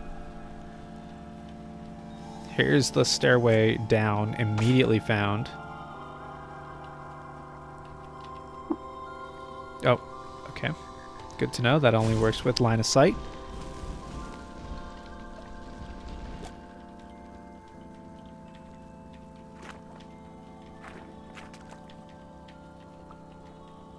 I have to be very careful approaching whatever the hell has been burning stuff up here.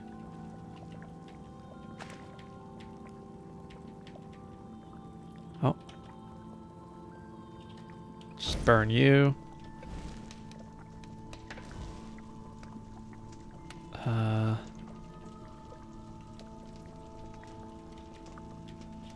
Let's wait a little bit.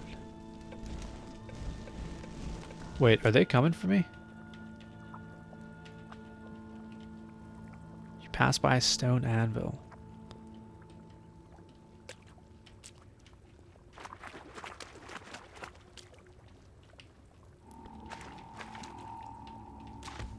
Where'd they go?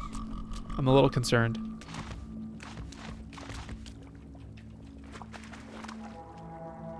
Where are they? Can I burn this? No, don't burn yourself. Burn this. That doesn't do anything. Okay, I can destroy it.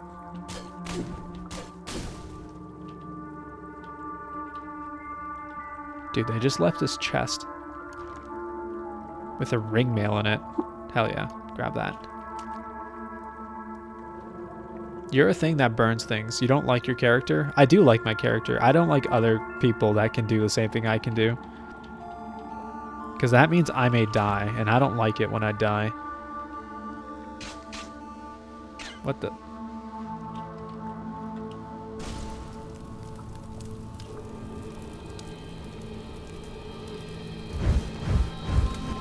God, the glorious smoke effect. Where did these guys go? Here they are. Snapjaw Warlord. Swarm Alpha. He grants 2 to the swarm bonus of each other swarmer who is adjacent to his target. So basically the swarmer buff, but even more giga powerful. That means he gets burned.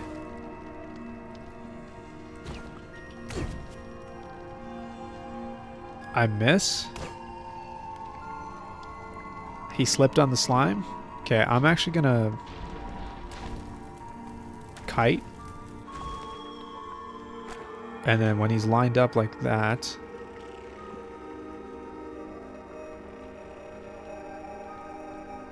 they're not lined up, that's fine. Okay, he's dead.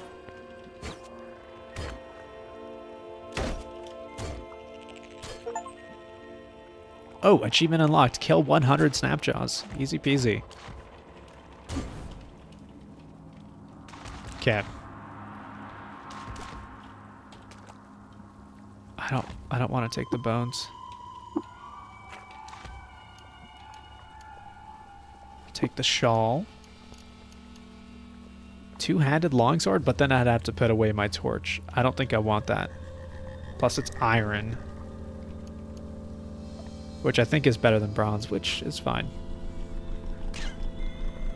Dude, the bat is just trying to 1v1 the jilted lover and it's just dying. Oh no. Control move to attack it, then control A to attack until dead. Oh, control A. Okay, that's one that I didn't know. That's very useful. Thank you. These guys fucked with the wrong pyromancer. Sprint away. Hopefully don't slip.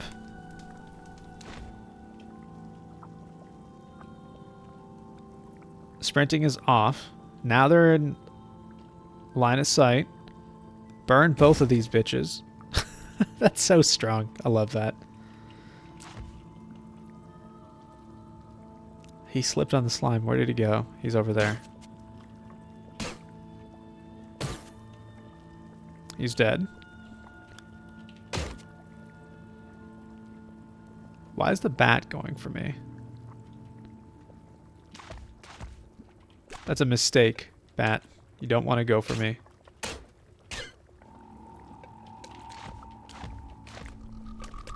Oh, here's another one. Let's keep running. Hopefully not slip. He slipped, I think. There he is. Insane. Insane. We're super strong compared to these guys at the very least. I'm just looking at the item list here. There does not seem to be a lot of good stuff that everybody dropped. There's nothing to take. Nah, there's not very much stuff here. There's sandals. Can I just take the sandal? Oop.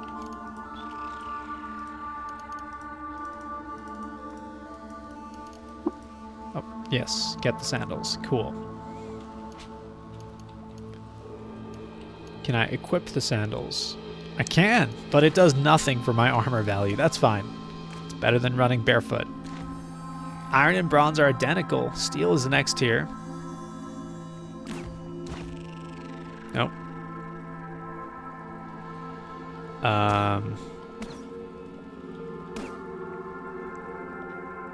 Okay. I should be able to handle this.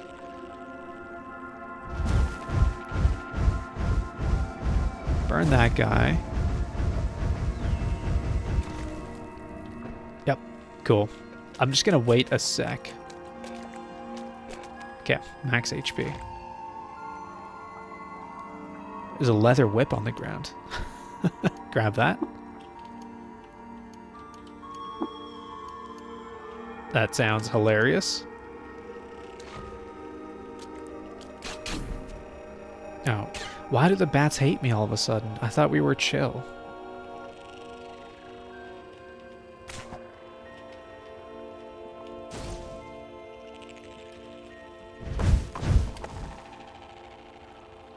Here's another warlord. He's wading through the water there. Burn 3 targets in line of sight.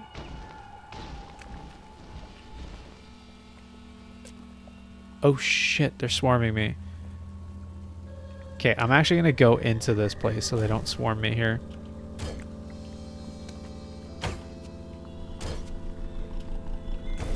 Yeah, cool.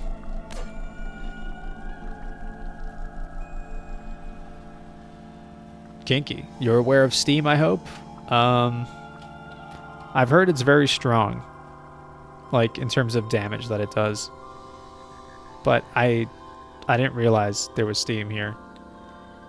It says hot aerosol swells as it starts to dissipate into air. How much damage does that do? Obscenely. Don't boil yourself, please. Like, I have 32 hit points. Will it kill me if I walk into that?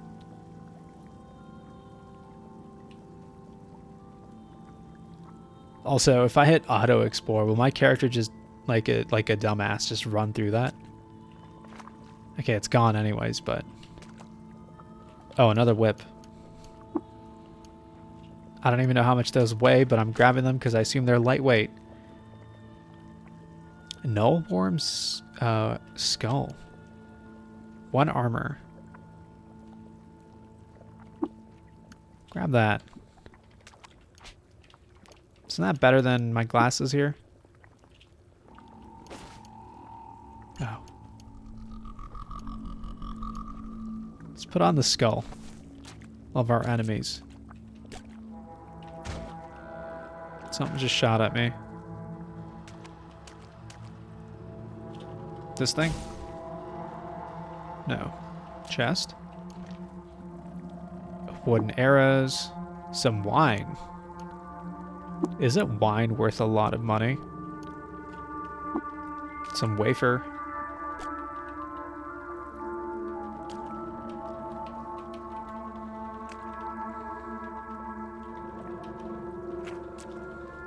Time to hit the old auto explore. It won't one-shot you, nah. Okay, that's good. As long as it doesn't one-tap me, I can tank one hit, but it's good to know because I am a fire build. And if I'm in the middle of a fight and I just get, you know, pretty much instant killed by my own steam, that's a problem. Burn, slime, burn. I'm only getting 12 XP. 5 XP, so I'm pretty sure I'm scaling these guys a lot stronger than these guys right now. I'm outscaling their damage. Yeah, like that thing just died. Dude, the thing I love about this ability is that it's always off cooldown when I need it.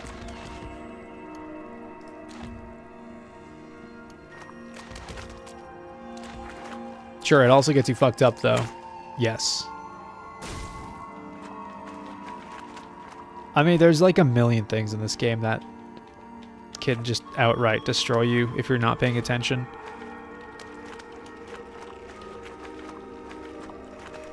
Another chest with some food and an iron mace. I don't think so. Thank you, though.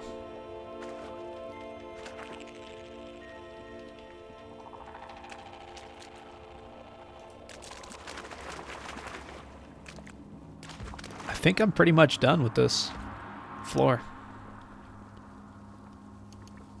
I am 3 strata deep, which I think just means you're 3 layers deep. 3 floors down. Keep going further down.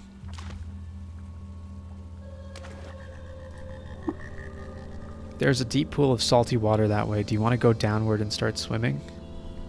Yes.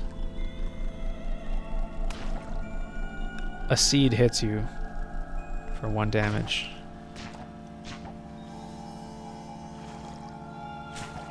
There you are. That's steam. All right. So don't walk into that. I'm impaled. Oh, geez. Well, that's nice. It's a young ivory. Packed into rents in the shale are spinescent shoots of blooming ivory. Didn't drop anything, unfortunately. You are overwhelmed with terror because of the dread root.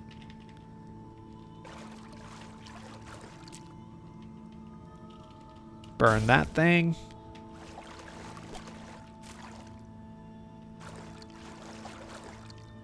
Actually, you know what I should probably do? I should probably spend some of my skill points, right? I have 300.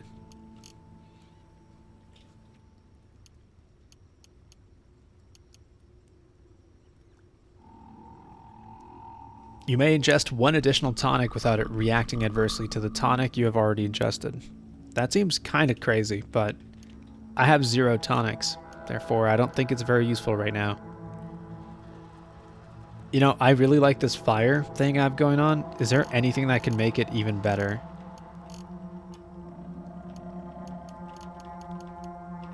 It wouldn't be any of these.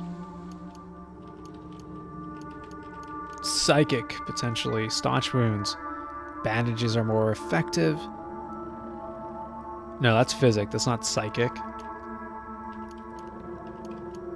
Persuasion. Pistol. Self-discipline.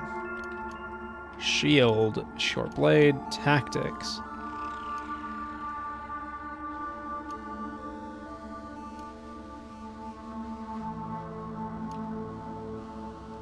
Kickback is kind of cool. Tinkering. I tried tinkering once. It didn't seem to be that useful. At least initially, because I had a bunch of parts, but I had like no recipes. I had nothing to actually use the parts with. You know, I had disassemble. So I was just disassembling a bunch of junk, which was nice, because like you disassemble scrap. So there's at least a use for scrap aside from selling it, but I couldn't really do anything aside from that.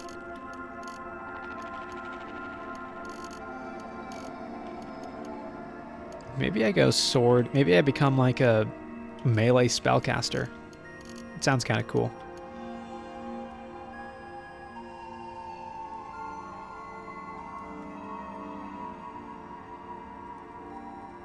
I don't like this, though. +2 to dodge value is nice, but then -2 to hit, but more pen.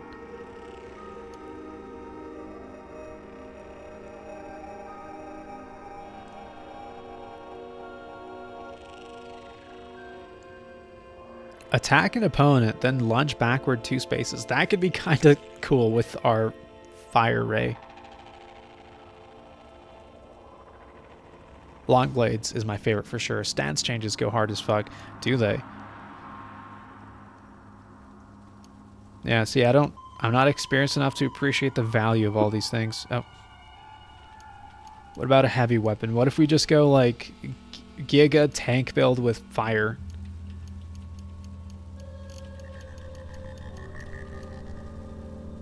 That's water ritual stuff. Meal prep. See, this seems kind of awesome too. Meal prep. Choose 2 ingredients and preserve fresh foods. Meals cooked from recipes bestow special status effects.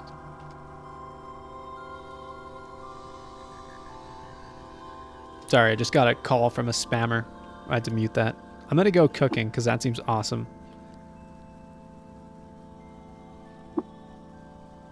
Status effects seem awesome. I don't know if you can get the status effect that you mentioned here, the plasma thing, but either way, I'm going for that. Is there a fishing skill? Because I kind of like fishing. Cooking is obscenely strong. Cooking is basically temporary spellcasting, very, very powerful. Hell yeah. That's awesome because from a roleplay point of view, I like cooking as well. It's ridiculous. I have a recipe that makes it so whenever I take damage while wearing a quartz for item, I become intangible for 20 turns. That's ridiculous. So I think to go with that, maybe I go butchery for 50 points. And then I probably want some combat sustainability here as well. I don't have the agility score to do this. I can jump, which is meh. Sounds kind of meh.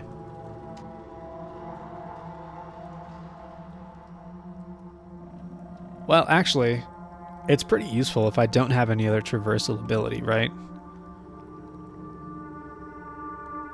Yeah, that actually seems kind of nice.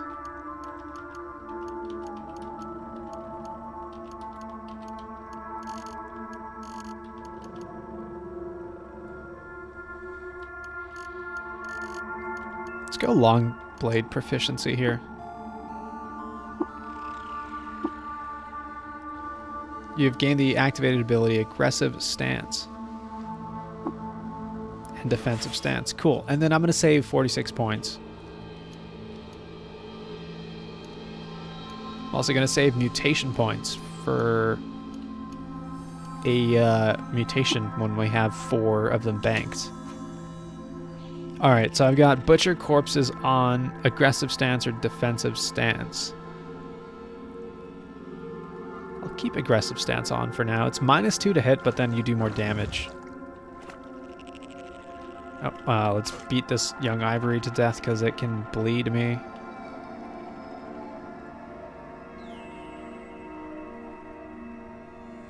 You want to fish and cut? Grab a dagger and jump in a lake. I like the one that gives me phase for eating a mushroom. Invisible. And no invisibility cooking effects. Only one way to become invisible.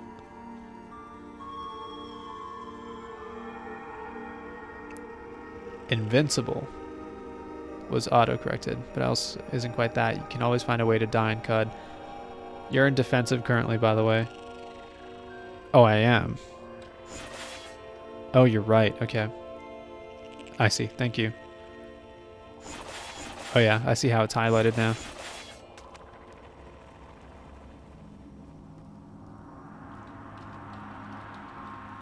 Let's do the old auto explore. Wait, you have finished the step, find the vermin of the quest. What's eating the water vine?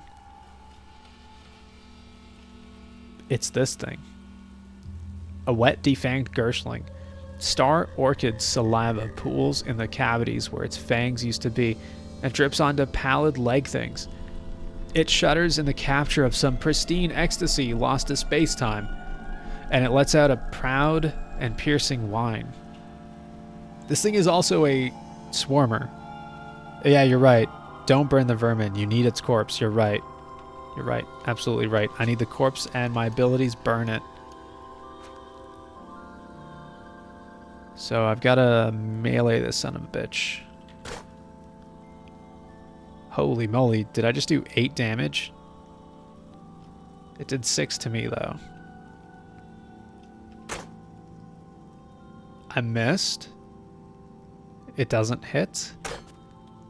I do 5. Do 5. It does 2. No, I do a multi-hit because I hit with my torch. I think we're winning because it's badly wounded. We're good. Okay, so I'm going to take butcher corpses off because I don't want to butcher this right now. Grab the corpse. Thanks for that, by the way. That would have been very annoying to have just burned it and been like, oh shit, oops. Just, oh well, there's another one anyways. I can burn this one.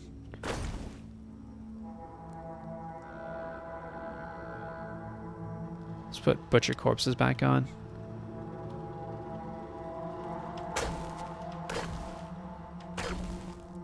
Oh my god, we do so much damage with aggressive stance. You can't butcher it, by the way. Oh. So I don't need 2 of them. Well, maybe I want to cook something with it. That might be a terrible idea. What is this? Isakari Sunveil. Cloth in the sun-banning hue of saltzite is folded snug to the fit of the head and neck. More heat resist. More rep with the Isakari tribe. Let's grab that. I'm at 230 out of 300 weight capacity, so it's probably time I start considering leaving.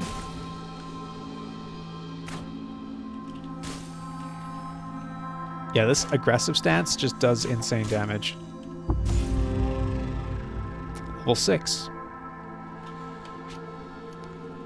3 mutation. We're 1 point away from buying a new mutation here.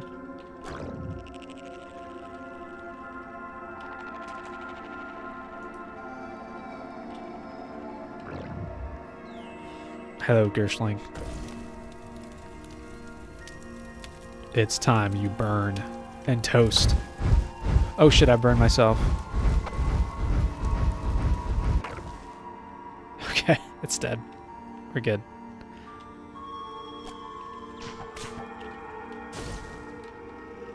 So what was this? A large boulder. It does 3d10 plus 3 damage. It weighs 500 pounds. I can probably do some telekinesis with that. Or whatever the term is for telekinetic capability. Like lifting it with my mind. I'm sure that's a thing you can do. If it's got a damage value. What is this thing? A prickler? Bulbous snags of plants are clustered in sundry sizes. Spines poke through the dusty spider matting that dresses them. Interesting. Introducing Erica to Blaine. Got a mag bar and a jump left connected through the flame. Is a ridiculous weed bar. There isn't telekinesis in CUD. Wait, ridiculous weed bar.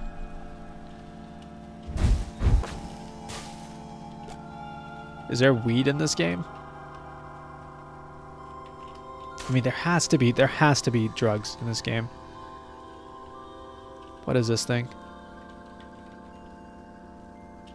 A Geyer White of Agolgot. A figure is marked by star orchid robes. As a votary of the Geyer and reveler in the metamorphic Newman. Nails filth black flash from out her sleeves. In a gesture poem to say that plague is but transmutation. Death is the ladder to life, and the existence of children proves the primacy of raw growth. A rank and acrid smell clings to her. What the fuck? Is this like just a really edgy necromancer type character? Oh, a new life obtains? You mustn't shudder at old death. Let's trade. They have nothing to trade. Talk that Gersh Nephilim talk.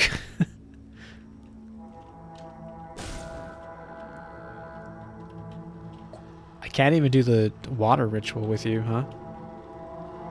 Carbide battle axe. Is that a really good weapon? What? They're tough. I don't want to kill them.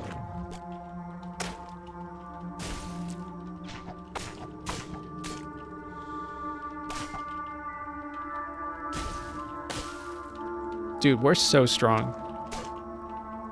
Compared to who we're supposed to be fighting. What is this thing? Oh, it's the same thing. Okay. Burn that thing. Oh, I just stepped in Scalding Ash, didn't I? Or Scalding Steam. That's why I'm at 21 HP. Yeah, it's a mistake. Gotta move away from that. You take 1 damage, 3 damage, 3 damage, 2 damage. Yeah.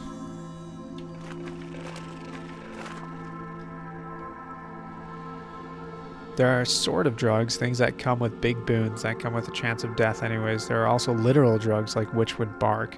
Right. Nope. I wonder if there are actual like psychedelic type drugs or something that like affect your mental, you know? Uh-oh.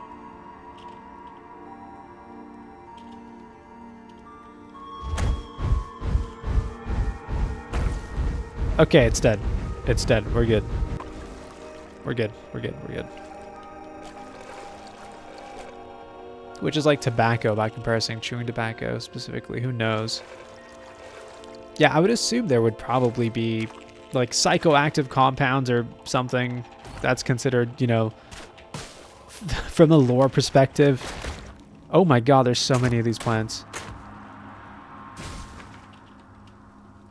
Well, all of them are going to be burned now. Don't walk into the steam.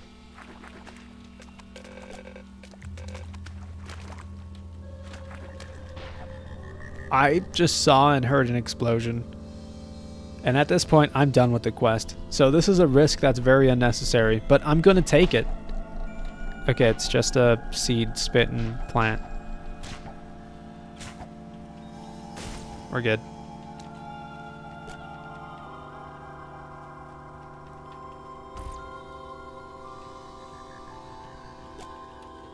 Now, does this go deeper?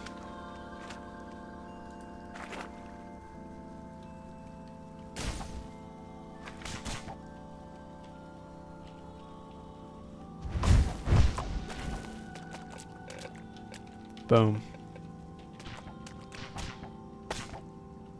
Boom. Oh, don't walk through that steam. Jesus Christ. Yeah, this aggressive stance is actually kind of nuts.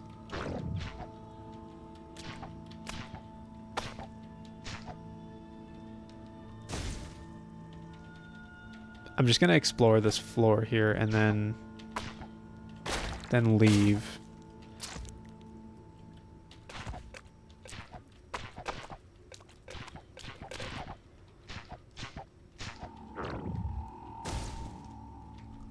Because I don't know how much more there is.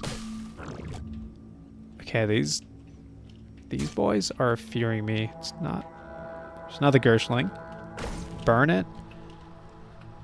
Double burn it. Melee it. And it's dead. Disgusting. Oh, God.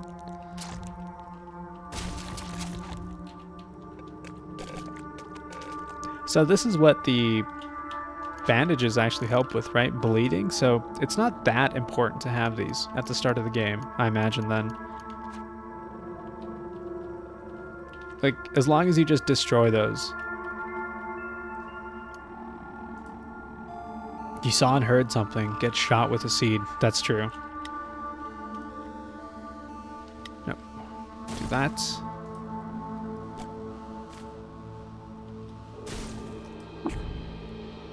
You're famished. Okay, time to make camp. You can't cook with hostiles nearby. Okay, let's go up then. My torch burns out. That's okay. I have many torches.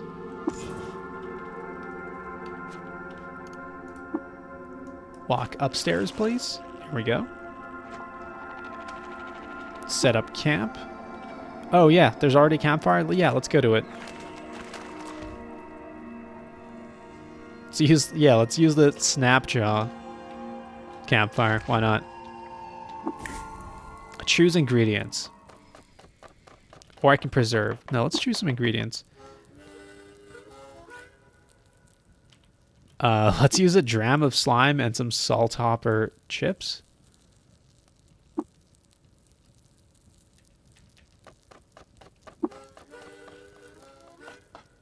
Toss them into a pot and stir. +1 to hit for the rest of the day.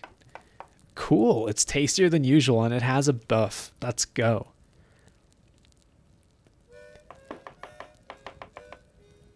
They become far less important later. Early game bandages are lifesavers. You can't see the young ivory until you step on or adjacent to them, so you're gonna bleed fairly often early game. Bandages fix that. You should also preserve food. Preserved foods are weightless. Ah. Pet peeve in Cut is that you have to use the cooking site if there's already one on the map. That's funny. You start to metabolize the meal, gaining the following effect for the rest of the day. Can use slime glands at level 1. Isn't that a mutation ability? Slime glands? Wait, I just get it now for free. Spit slime. Wait, that's kind of sick. You produce a viscous slime that you can spit at things. But it just slows things down, right? Oh. I ate slime. And now have the ability to spit it. Okay, let's keep that on the bar, I guess, begrudgingly. Alright, let's preserve some foods. You preserved a star apple into 5 servings of jam, 7 vine wafers into 21 servings of vine wafer sheaf. Wait, and you say they're weightless now, huh? Oh, that's so nice. Only real upside is the immunity to slipping. Oh, wait, that's a thing? It's not a mutation, it's a skill, right?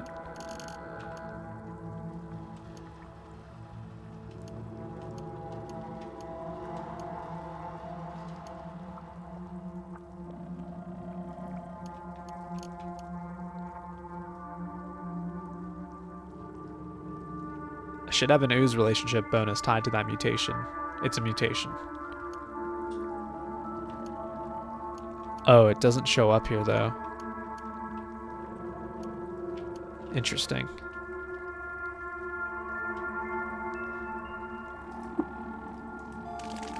And it doesn't even say that I have that immunity in the ability. I guess since I got it for free, it doesn't showcase it as a mutation I've leveled up. There are no spaces leading down.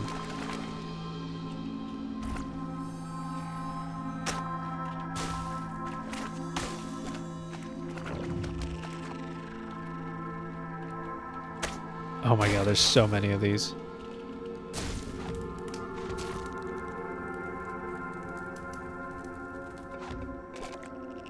My god, I am just bleeding from random things.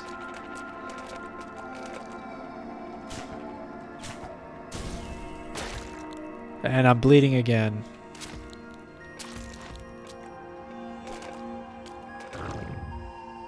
God, these things are annoying. Okay, I think I just leave now.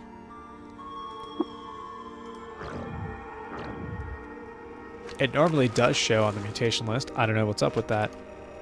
It's probably just bugged. Or maybe it's intentional because it's a passively acquired ability from eating. I imagine there are quite a fair amount of bugs in the game because of how many systems they have in place. Okay, back at the surface. Now, all this quest, this adventure is well and nice, but none of it matters unless if I make it back to Yappa and save. If I die on the way back, it'll be all for nothing. Found a knick-knack, found the corpse, now we return to Yappa. Alright, let's go. Let me auto-explore this. Maybe there's more baboons here. Immediately I find a baboon. Time to burn it. Easy.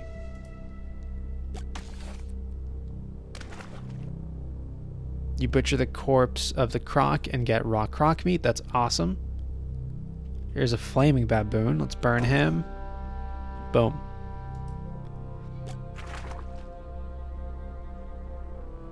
I'm gonna burn all the monkeys. I don't want to eat monkey meat.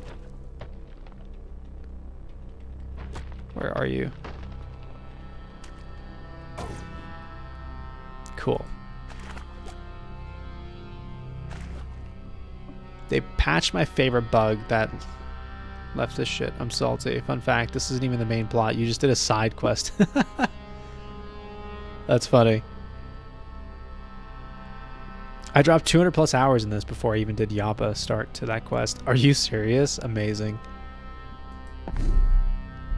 That's amazing. See, I do also like to go on adventures, but I like following the main plot on the way and then just take detours. So there was something here called the Polygon, which had some dangerous stuff. I think there was like a salt mine or something that was labeled as tough, I believe, or impossible. And I didn't want to mess with him yet, so I'm gonna wait till I go back down there as a side quest.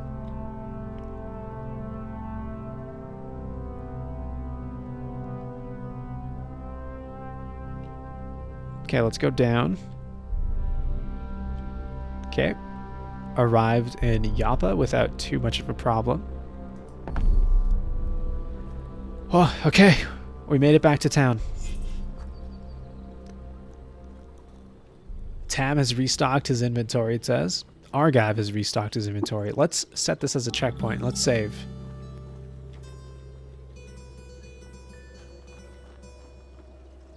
Alright, what's the first order of business? Selling our gear. Making bank. What? Is that you? There you are. Let's trade. So, sell... hold on. There's a quicker way to do this. I think it's this. Let's sell all this stuff. I don't think I need any of this. I will take the gloves. I may take the shawl. Actually, no. The shawl doesn't do anything. It's just worth money. Keep 2 cells. We need those.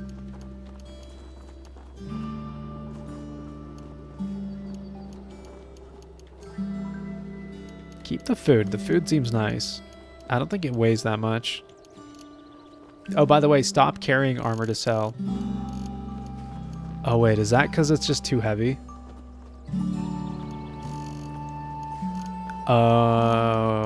Is the weight to value ratio not worth it?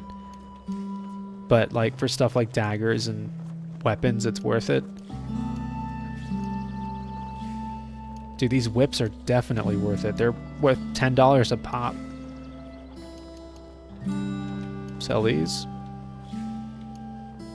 Sell the lacquered club, the whips. I'm gonna keep the sun rod. Like, it seems like a fancy weapon that I may have a use for later. I'm also gonna keep the desert Chris. Miscellaneous? I don't even know why I have that. Exactly. Ah, okay. Right. That makes sense. That makes sense. There is a shield. And I've heard the shield item is very, very useful. So 1d10 melee weapon here. It's too expensive. For now, I'm gonna hold all my assets in the copper nuggets.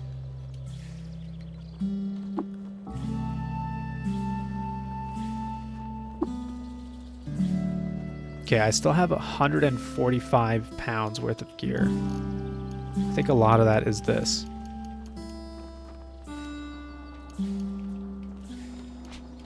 Let me figure out the shawl situation here.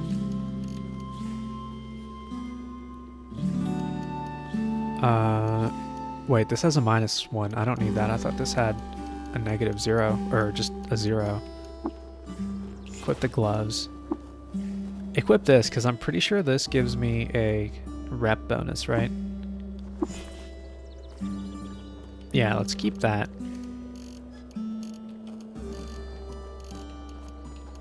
Trash is literal trash. Okay, 5 pounds and 1 pound. Yeah, we definitely do not keep that. The corpses are 40 pounds. Food, 6 pounds.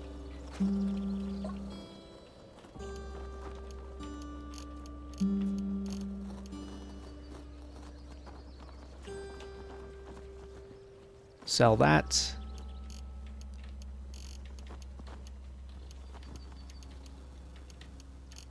Maybe I sell the bow.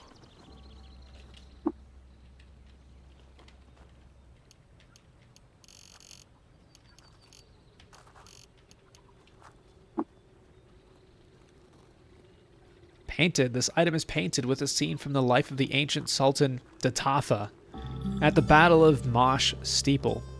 Well, Mash Steeple. Datafa fought as a mercenary sultan to subjugate succulents. She wielded a frosty axe with such artistry that it became forever known as Frostica Succulentus Ruin. Wow. Plus 60 with the wife of Akazor people? Huh? Alright then.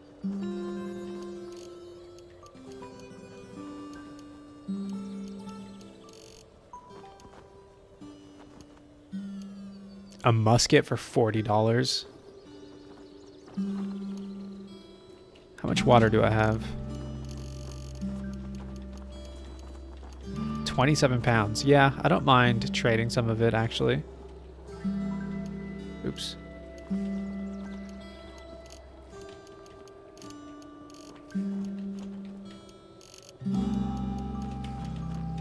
Okay, let's go get the musket.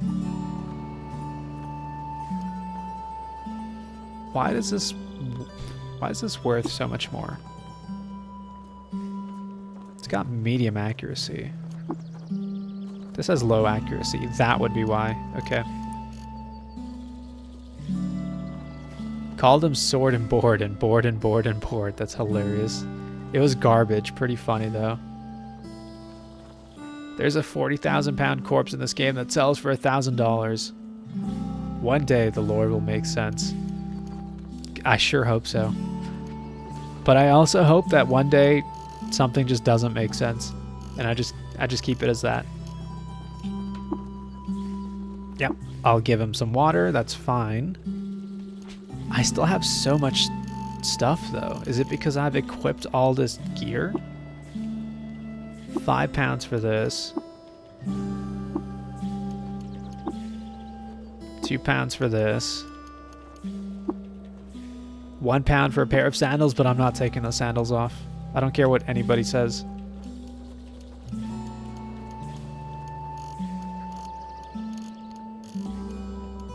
Well, 40 pounds for the corpses. Let's go hand in the corpses.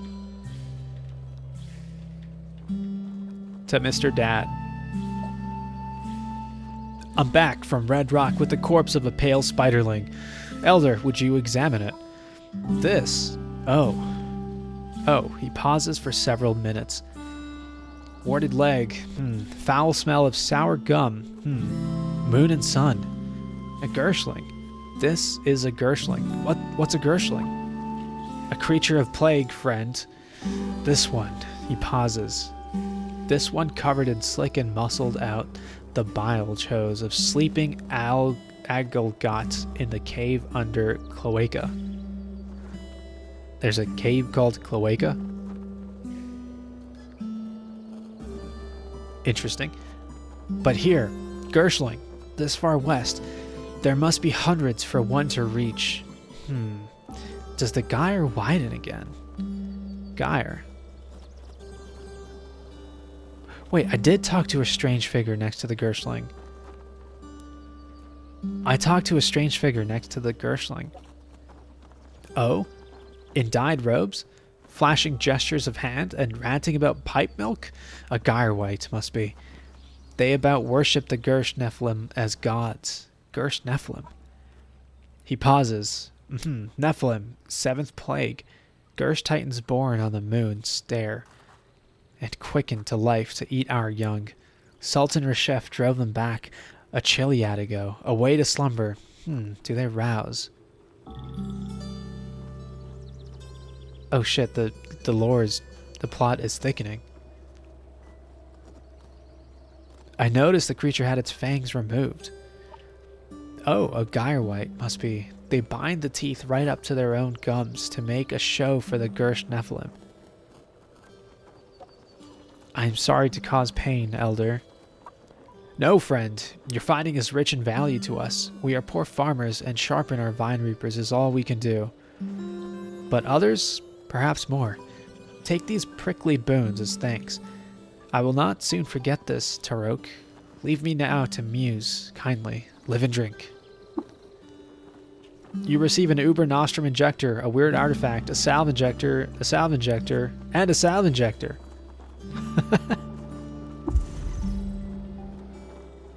Alright, you finished the quest, plus 750 XP. Level up.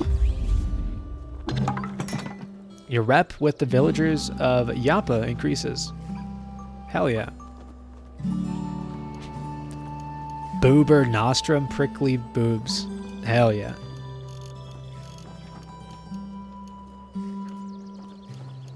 So salve is HP from what I remember. It's a healing injector. You say Yappa how I say Yappa. I feel seen. I heard someone, I think they were like Icelandic or something, say it like that, and it just sounded too cool for me to not say it like that. I originally said Joppa, but then I heard someone say Yappa, and I'm like, no, I liked how that sounds. That sounds way better. I'm going to start saying it like that now.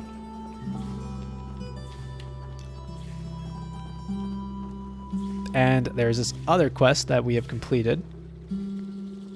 Let's talk to Argive. What do you want? Here's your knickknack. I could just give him the chem cell. Or the stun rod. Honestly, I'm just going to give him the stun rod. The chem cell is probably more important. You finish the step, return to Argive.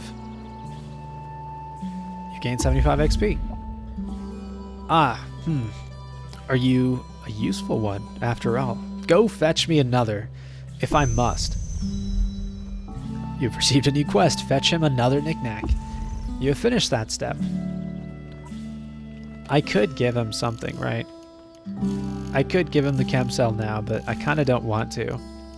I feel like that could be quite useful.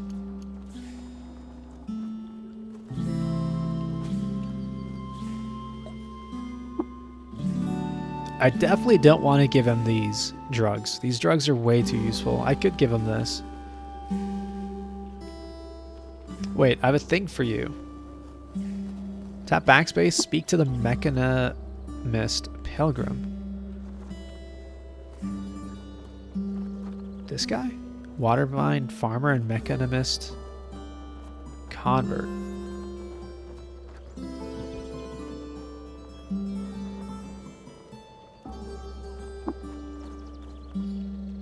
He's sleeping. Let me chat to him.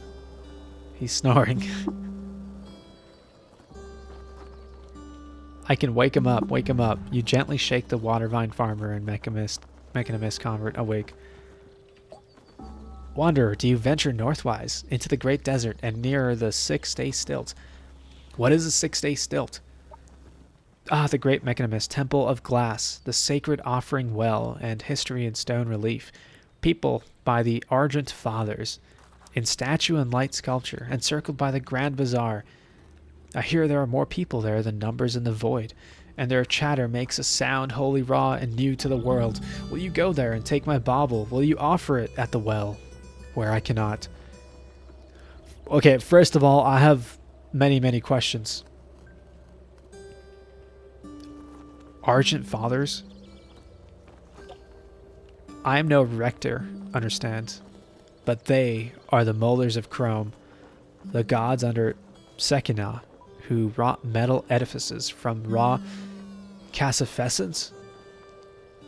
Will you go? Perhaps. Why?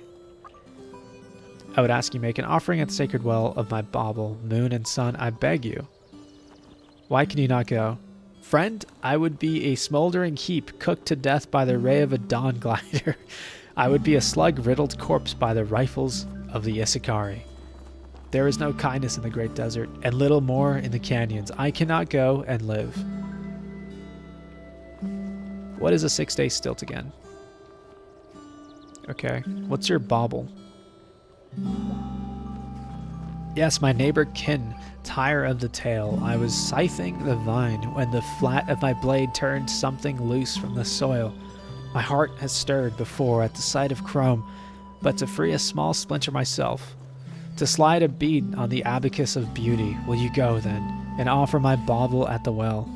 I will make the journey. Moon and sun, friend, you have my deep and many-sided thanks. Here, take the trinket now, and if you're to ever return, let us visit again, live and drink. You've received a new quest.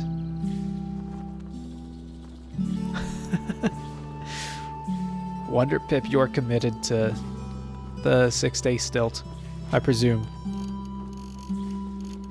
So he gave me an artifact. I think the odd one. I should try to identify this. If I break it... Oops. It's a bubble level. A toral pane of crystal bisects the straight edge and puts a greasy bubble in center view. Alright, interesting. Oh, examine this one as well. As a fix-it spray foam. Isn't that really good? I presume that's really good.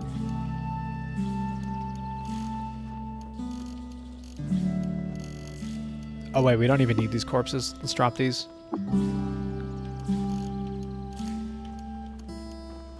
This musket is 25 pounds. Oh wait, I actually kind of need ammo for this, don't I? Let's go buy that.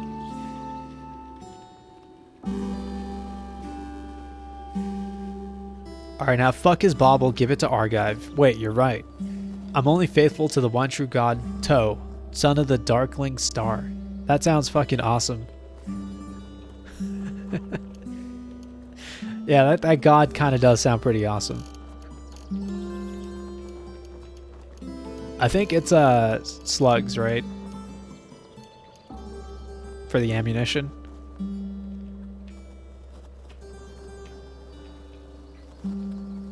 So we want to buy all of them. Trade completes. Also, the rifle skill tree is ass, is it? I mean, I'm kind of glad that I went Fire Ray in that case.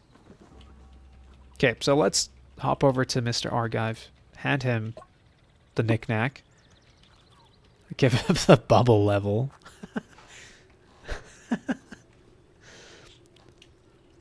Isn't he gonna know that this is like his town folks like bauble? It doesn't matter. Give him the thing.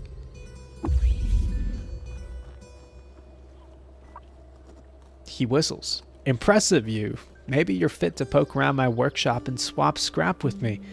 I've been wanting another apprentice. So unfortunate about Scref, with what the disembowelment and all. Take a seat there.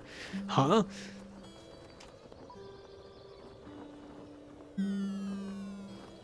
He hates that guy, canonically. I've been trying to make sense of rifles and just... You don't know.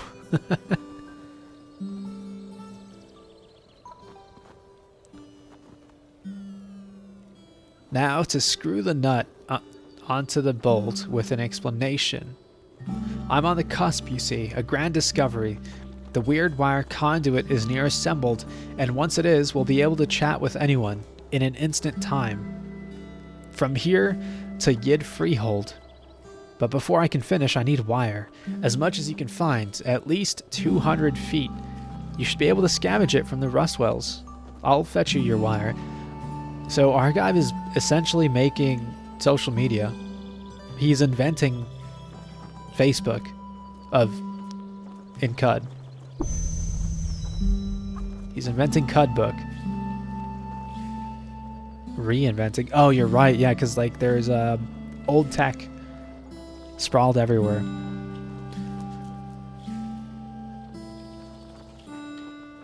All right. It's time to level up. Actually, before I do that, set a checkpoint. It's time to get a new mutation here. Are you sure you want to spend 4 points? Yes. Choose a oh wait, I don't get to choose from the whole list? Oh shit, I thought I could. Two-headed, you have 2 heads. Mental actions have 20% lower action costs, which I believe the fire ray and heat area are mental actions. 50% chance initially and each round to shake off a negative mental status effect. That seems quite good. Not the ray. Oh. Only pyrokinesis. Oh.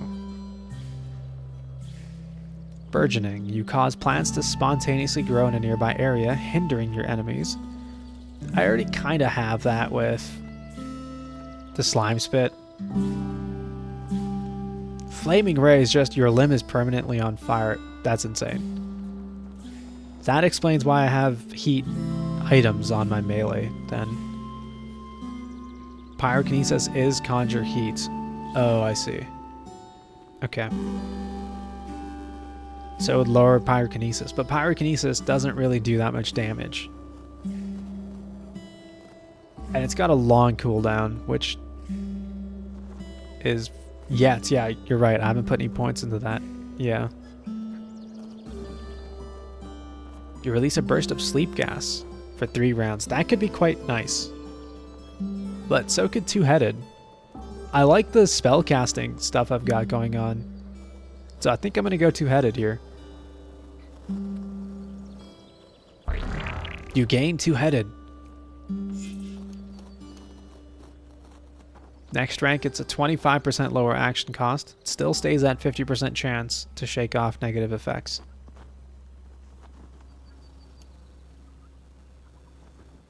Yeah, currently it does 2d3 damage, then 2d4, then 2d6.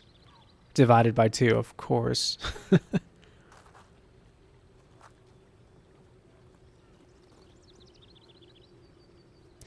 Increased toast temperature intensity.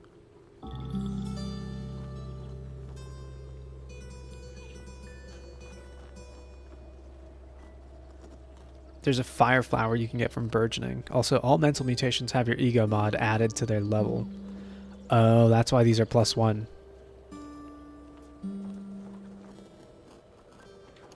And ego determines the potency of my mental mutations, your ability to haggle, and your ability to dominate the wills.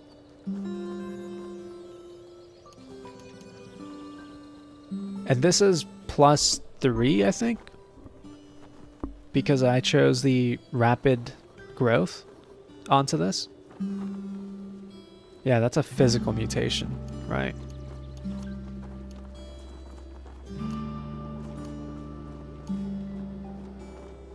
Okay. Okay, I also have 200 points. Here's dueling stances. You get a +2 to hit. Wait, that seems kind of insane. Regeneration is so good, it's like above S tier, by the way. Oh, yeah, I can imagine so. On my like tutorial character, I put all my points into regeneration. It's disgusting.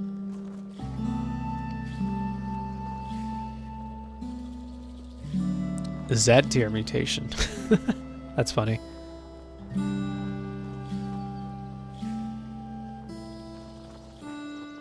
You see how regen can remove a minor physical debuff?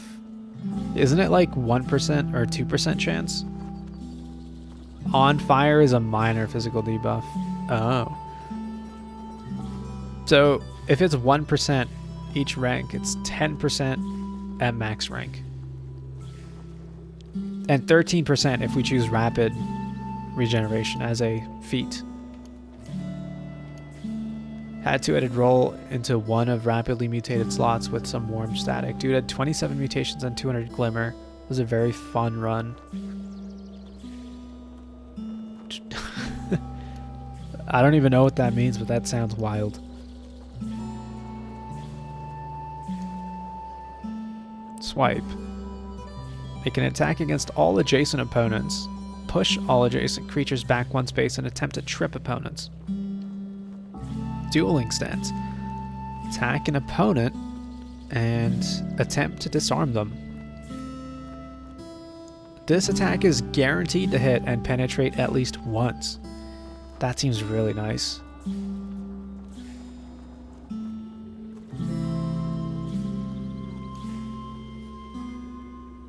This also seems cool because then I can combo a melee hit, dodge backwards into a flame strike. Flame ray. Like, that sounds awesome. +2 to hit seems just insane though because we have 21 strength.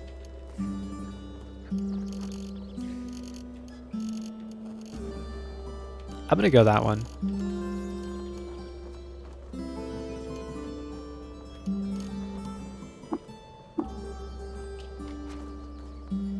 Nice. Activate that. Oh, I can only have one stance at a time. That makes sense. That was not very good.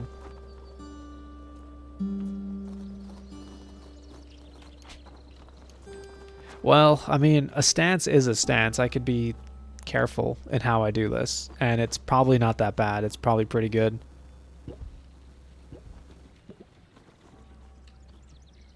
Dueling stance, one-shots turrets. Oh. You got the you already have all available mutations message yet? No, I have not. Nope.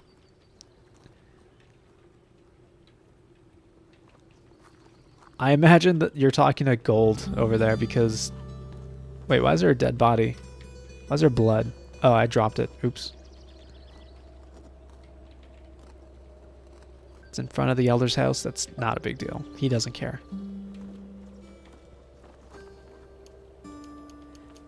Honestly, I could buy some more healing. I feel like I should.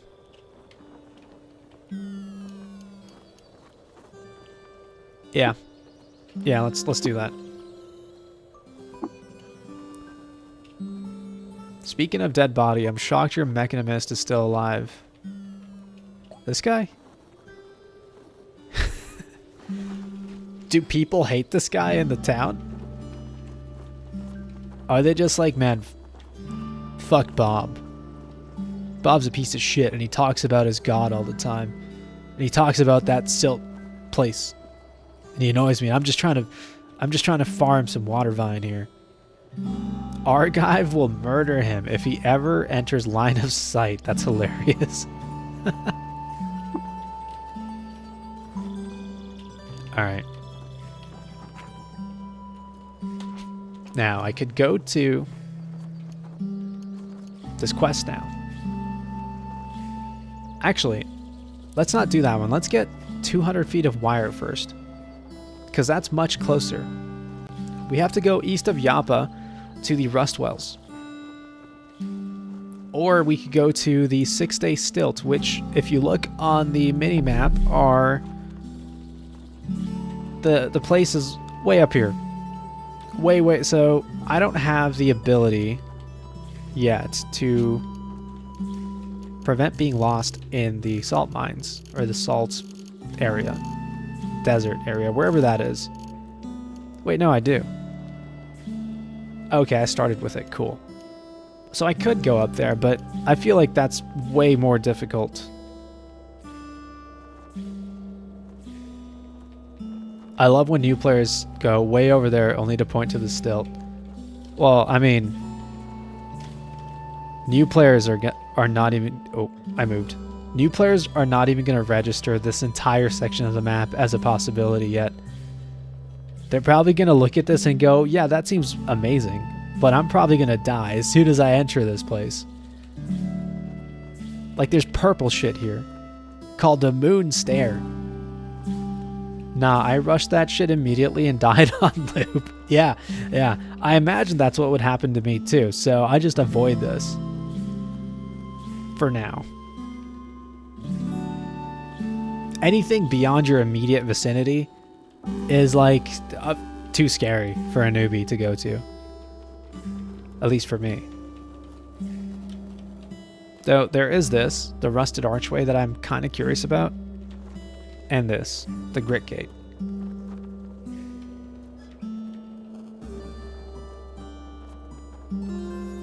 And then also this. It's called the Spindle. Here lies the hallowed ground where the spindle, a lengthless needle of Maya blue, ruptures the tomb-dressed earth and pierces the firmament. It seems like some advanced city place. So I really want to visit there one day. Okay. It's time to go to the Rust Wells, which are right here. Let's go. Thankfully, I already moved closer to it. You're lost. Classic. You discover 5th Terkapur.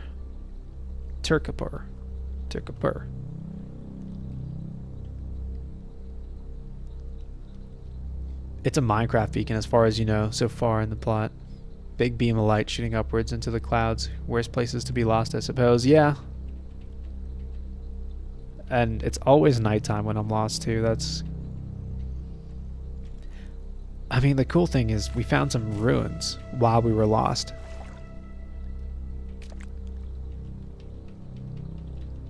And if I die here, I can just reload right at the town. I'm kind of curious about these ruins. I'm going to explore them. Actually, hold on. Let's make auto explore go a little faster.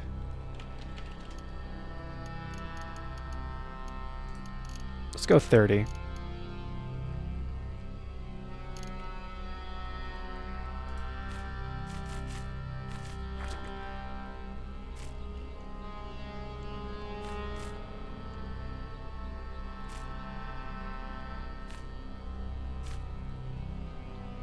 It also goes much faster if you set your frame rate to unlimited. Oh my god, it goes as fast as your computer can go. What the fuck is that? Wait, hold on.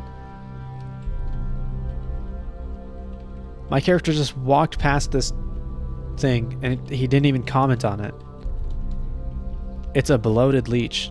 Oh, it's a neutral enemy. Okay. Reticle dots are stretched to curved geometry on its bright and turgid worm back. Its sucker bells flap open, satisfied. Oh, it's so docile and disgusting. Brother is digesting.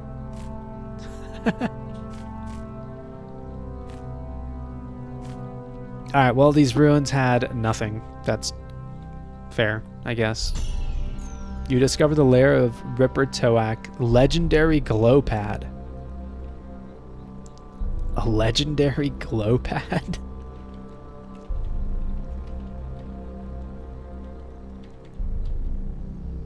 That's not a sentence I thought I would ever say. Show me this legendary glow pad.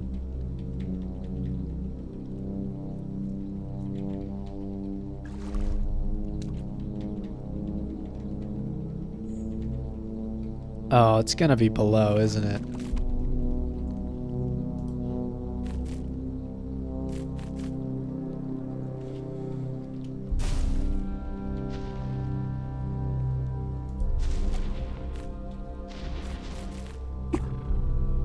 You're famished. Make some camp. Make some food. Choose ingredients. Let's go vine wafer sheaf and some jam.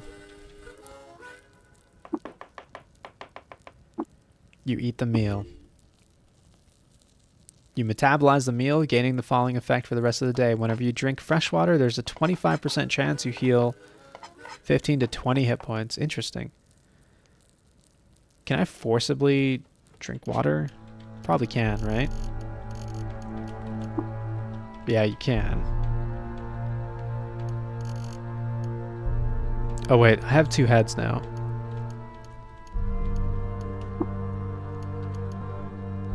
Fuck it, my other head's got goggles. You can for sure handle any enemy here though. There'll be plants, and you are the anti-plant. That whenever you drink fresh water effect. Yeah, it seems kind of nice. Because I can just slurp down a bunch of water. Is a reason vine wafer sheaf is so good as an ingredient. Oh.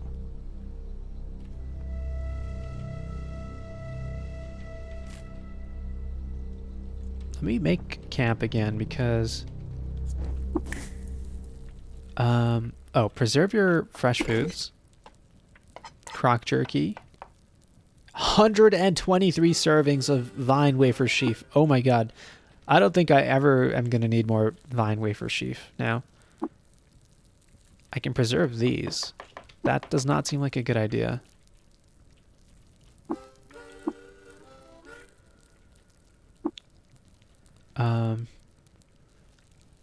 You know what I should have done? I should have bottled some of that slime because it had the effect of +1 to hit. The plant gives no indication of understanding. Let's trade. The glow pad has nothing to trade. That wasn't the slime. Oh, it was a different ingredient? There was something else that I added to it. What was it? Was it salt?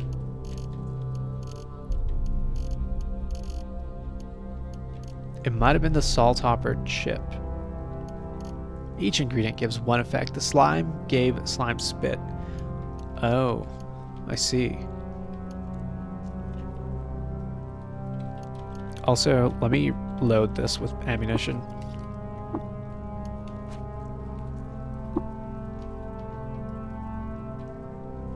Hey, is that a cannibal? Shrine to Datafa, wife to Ekazor. Wait, I just learned about this in the lore. The shrine depicts a significant event from the life of the ancient Sultan Datafa. In 1534 BR, Datafa won a decisive victory against the combined forces of Kirkupad at the bloody Battle of Carcassonne. As a result of the battle, Carcassonne was so devastated by icy winds that it was renamed the Freezing Moor. You discover the location of Kirkupad.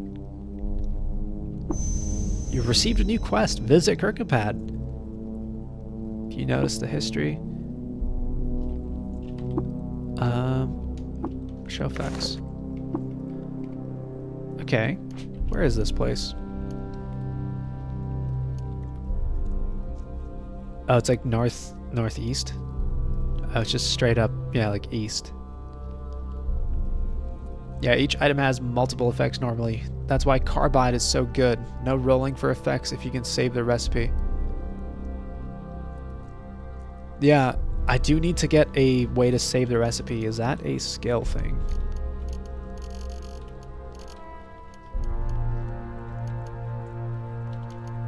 Whenever you gain a level and 5% of the time you explore a new map, you become inspired for 2 days. While inspired, the next time you cook a meal by choosing ingredients, you get a choice of 3 dynamically generated effects.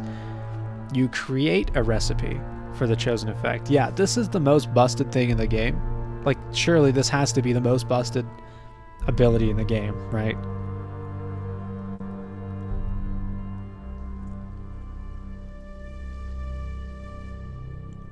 Would you like an obscenely powerful piece of knowledge?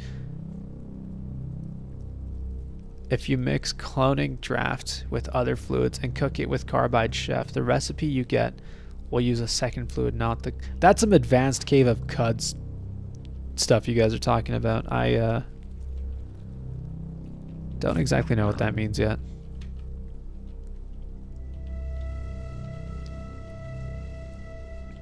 Well, where's the legendary lily pad? Glow pad? Down here, presumably? Wait, can I get the desecrate? Pray.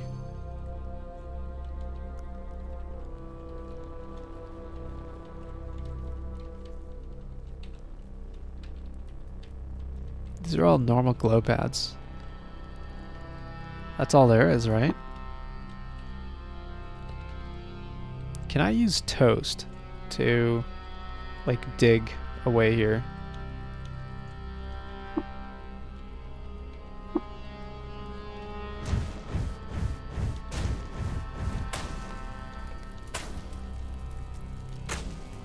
Wait, the glow pad's attacking me. The glow pad can attack. It's animated.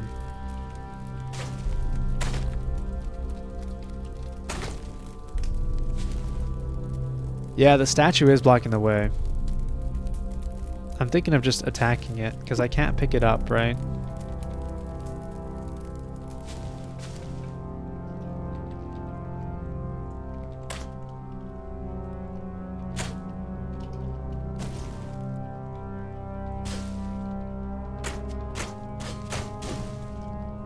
Okay. I don't want to desecrate. Ah, no one's here. Destroy this.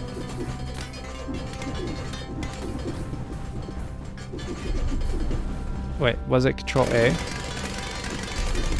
Oh god, I don't think I'm destroying this.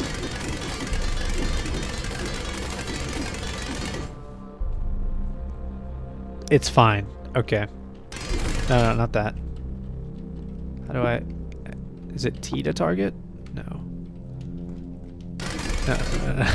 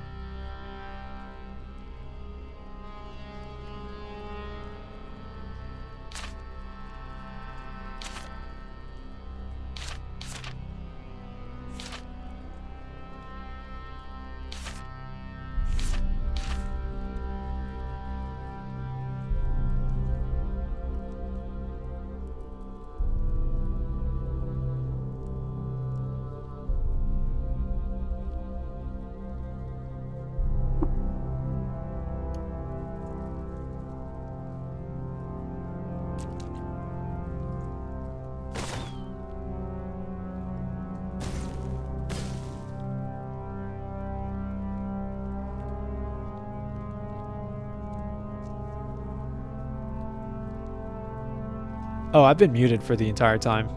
Oops.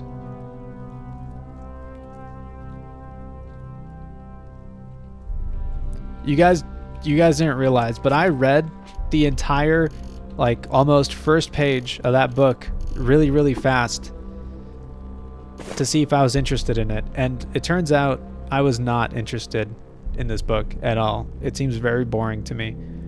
But I have a book now.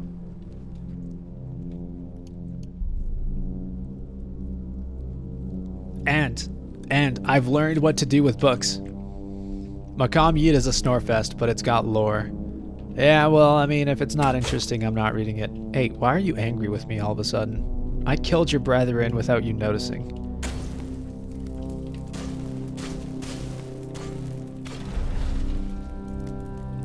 Is it dead? It's dead.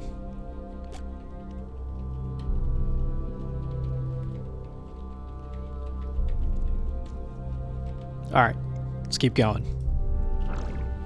Some of the books are actually quite entertaining. Wait, is that a bear? It is a bear. The grizzly bear is huge and wild. She has devoured the infant child. The infant child is unaware she has been eaten by the bear.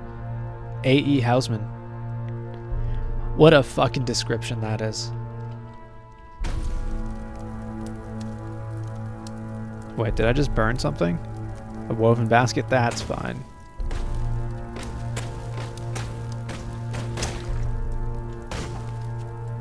He cracked my Nullworm skull helmet. That's rude.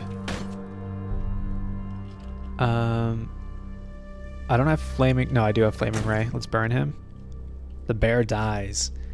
My personal favorite is Frivolous Lives Volume 1. Is that kind of like the Lusty... Do they have a Lusty Argonian made version of the book in this game? Like, surely they do. Beetle Bum spotted. It is neutral, which means I want to avoid getting on its bad side. Bonnet blue wings, contour to its abdominal balloon, puffed out to blimpish volume by the garbage it has eaten. It's got large mandibles. Okay, they can fight it out. That's fine with me.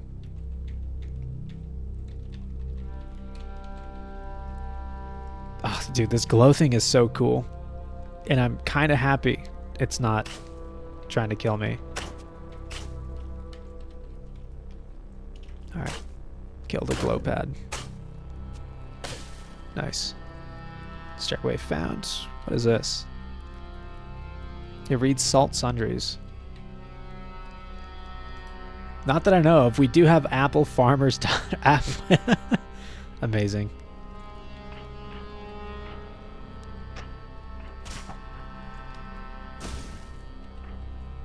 What is this? Is that a bad boy? No, it's just rubble. There's something making smoke over there.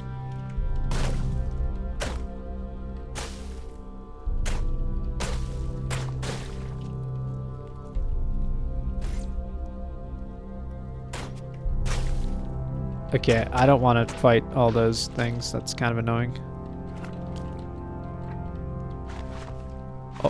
Hold on, I'm stuck in some asphalt.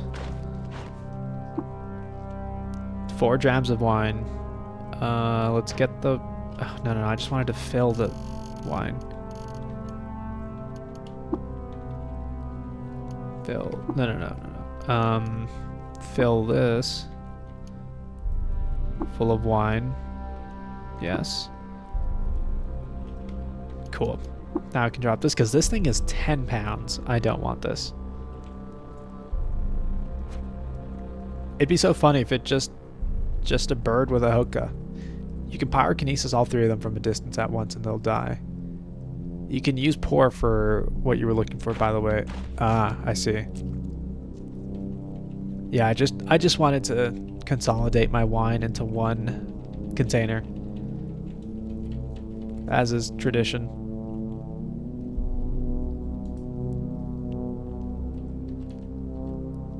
Oh, Snapjaw, this is the wrong day to face a pyrokinetic.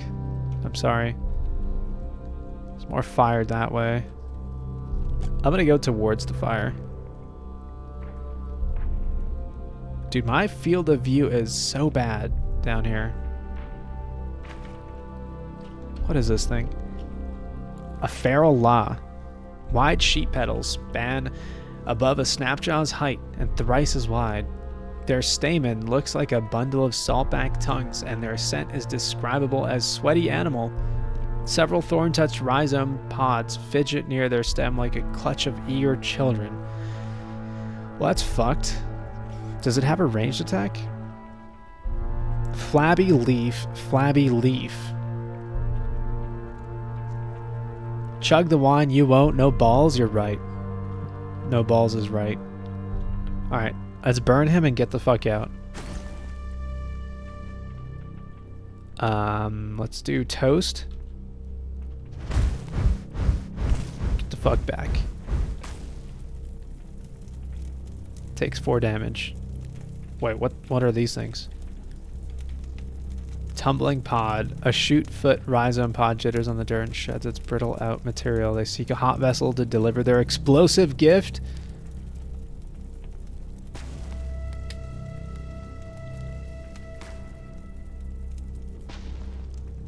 Oh! Hold on, can I close this door? Surely it can't open doors. Narrowly evaded getting your face shredded.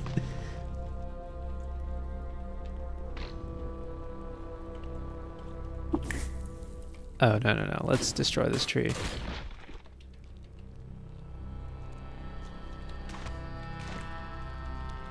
Okay, what if I destroy this? Oh god. Okay, we're good. Can we bait more of them? Yep, okay. Is it just gonna keep making more of those? Is that how it works?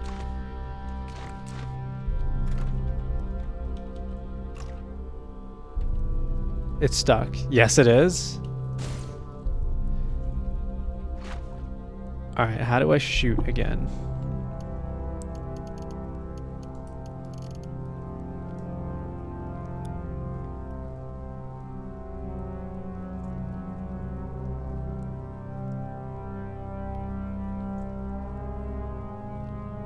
Do I target it and then attack?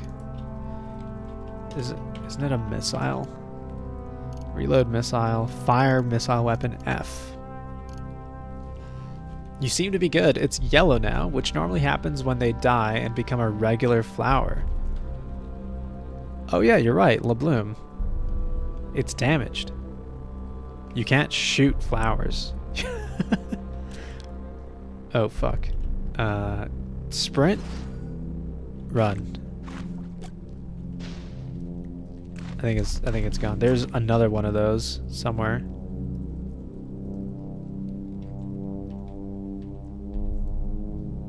Is that more wine?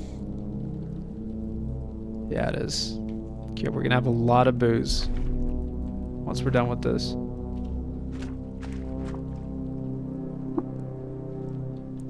Fill the water skin. Oh, no. Pour it into another container. To this. Yes. Jesus fuck, I hate those. Chug, chug, chug. Get lit in the heart of battle. That's not a very smart idea. I mean, my character isn't smart, but that's really not smart. Strange tubes. Alright, let's examine this. You identify the strange tubes as a chain gun. Huh? A chrome chain wraps around a self-winding flywheel and is spotted with greased dew. One long barrel is nicked with steel scarring. It's a heavy weapon. Holy shit.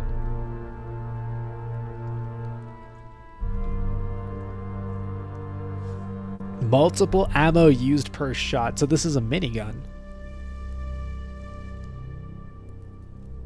I mean, it's kind of like a minigun. Or is this like a shotgun? It's a shotgun. 6 bullets per shot. It's literally a minigun. Also, Well, no, it's got one barrel. It's not like a stereotypical minigun, but I guess it operates kind of like that because it's got low accuracy.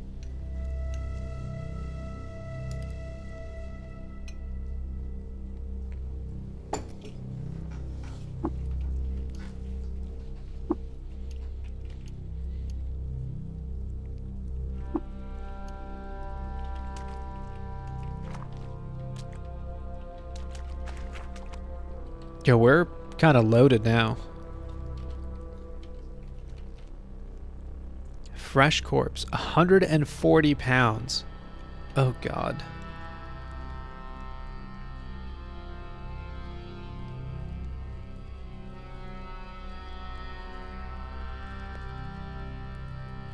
Oh, God.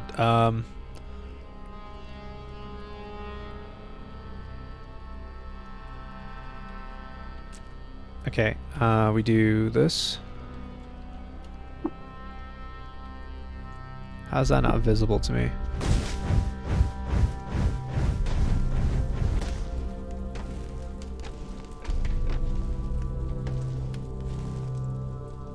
That was F, right? Nice, nice, nice. Reload. Oh, God.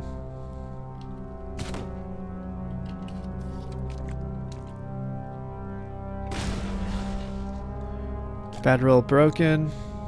Oh, God. Stop sending more. Okay, I mean, we need to gain some ground here. Toast is 5 seconds away. I take 11 damage.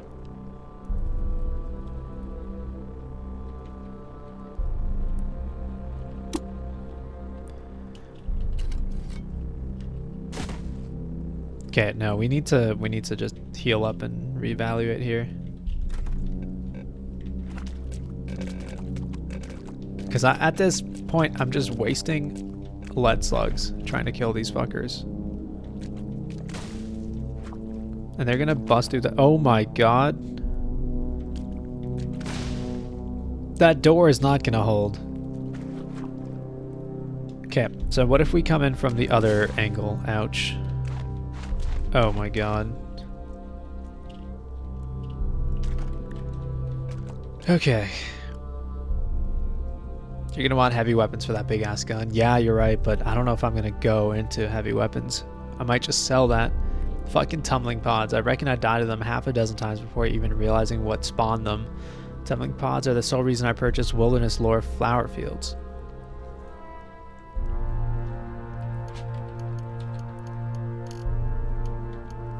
Doubles the chance of interesting encounters while traveling through the flower fields in the world map. Reduces the chance of getting lost in the flower fields. Huh. Are they that disgustingly broken?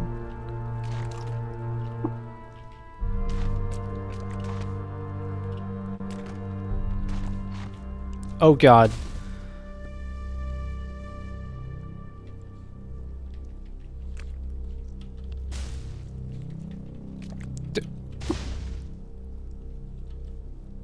We're leaving. We're waiting here for 1 second.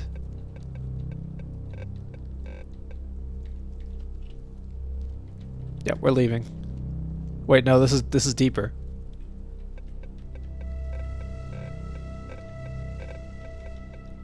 Okay, I might die here if I continue deeper in, so I'm not going to continue deeper in. Where's the stairway up? It's over there. Oh yeah, I need line of sight. That's right.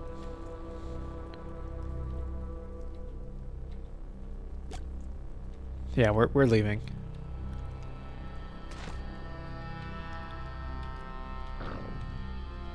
Fuck this place. I'm gonna die to explosive plants. I am not ready for this yet. Legendary glow pad is super meh. Well, now I feel better about my decision.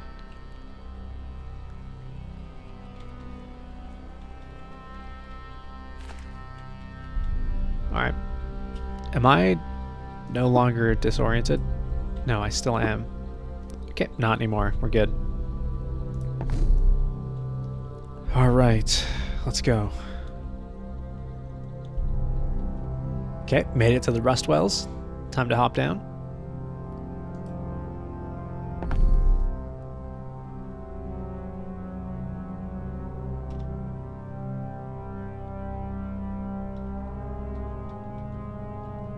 So, if you can't tell, there's a pit right in the middle.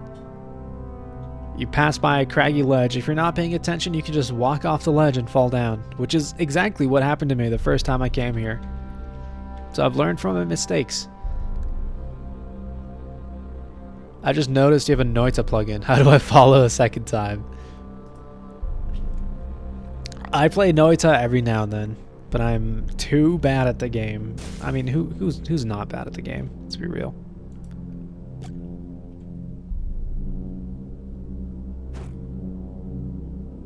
Kudzu misses you with their frond.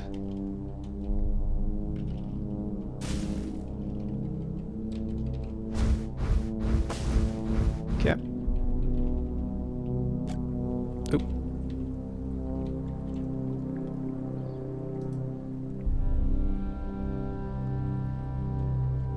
Burn you.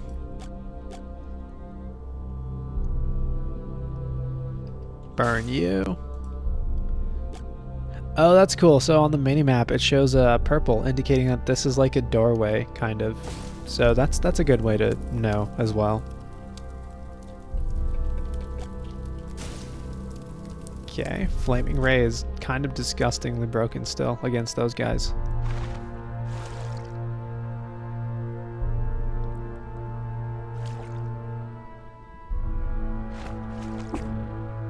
You're famished.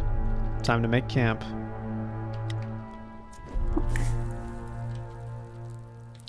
Preserve the fresh foods. Preserve nothing, because that's going to be our injectors, correct?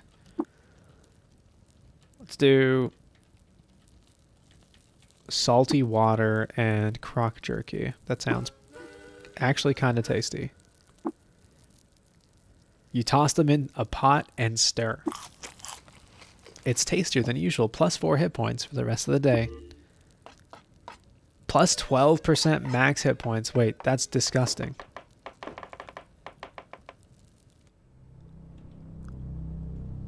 That's actually kind of awesome.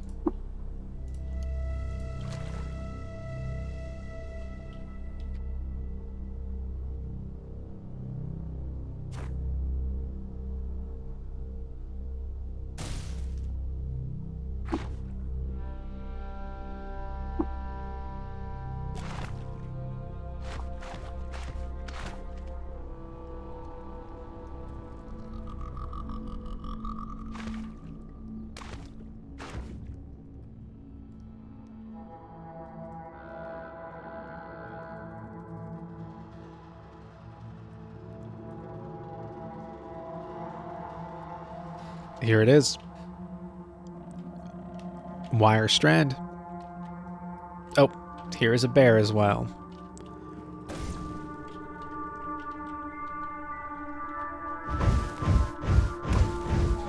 The flaming bear rolls on the ground. It's doing the old stop, drop, and roll technique. Easy.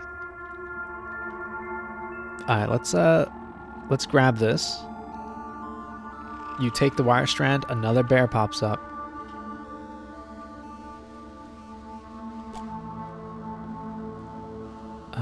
Flaming Ray. Hopefully that works. That does work. Boom.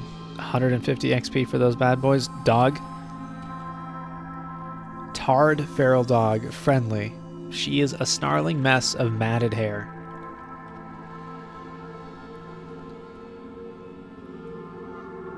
Stop, drop, and huh? Stop, drop, and who?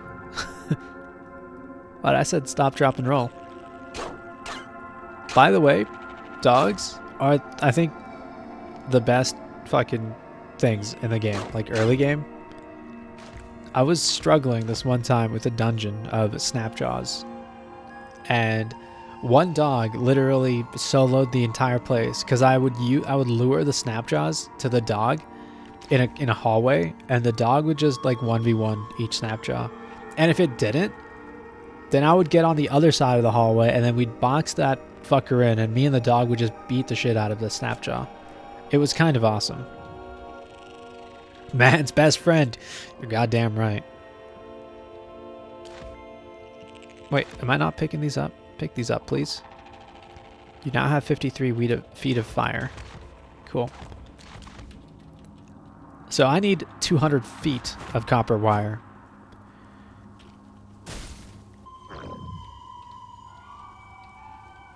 Okay. Good job, dog. You fucked that bat right up. I want to find a legendary baboon with the insane base stats to bastardize with static, but the spawn rates of those guys are so small. You know any other... Oh, you guys theory crafting? I guess like a summoning minion build?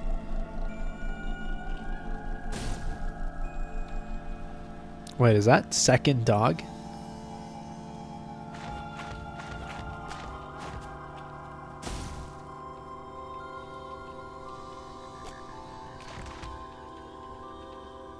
Wait, is that third dog? Oh my god, there's so many dogs. What are all you guys doing here? Oh, time to auto-explore. I think that was another dog.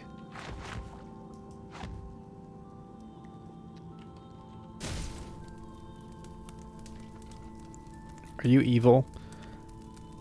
Yeah, you are evil. I'm gonna burn you.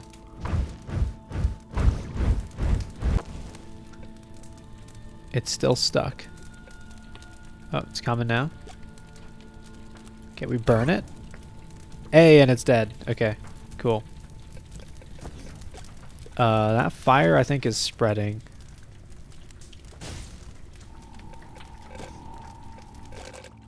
Okay, it's good. We're good, we're good. Burn. Stuck. Classic. Burn. Burn.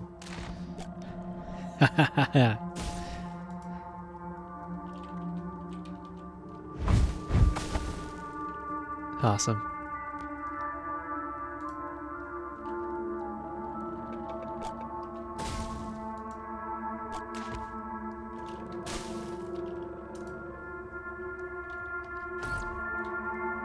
Oop.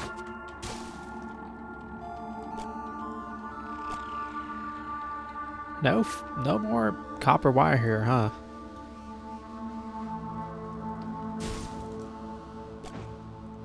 Another leech.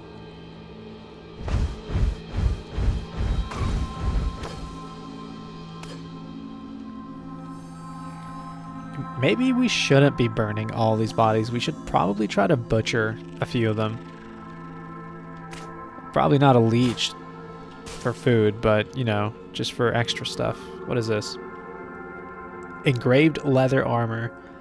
Ooh, we should read this. Yeah, we should read this. This item is engraved with a scene from the life of the ancient Sultan Nathri Tafa II. At daybreak, on the summer solstice, a babe was found swaddled on a floating platform of polished chrome with a philosophical quill in each hand. That babe came to be known as Nathri Tafa II. Plus 50 rep with the second Nathri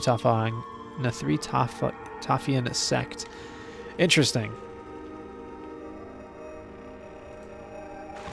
The story almost sounded like baby Jesus.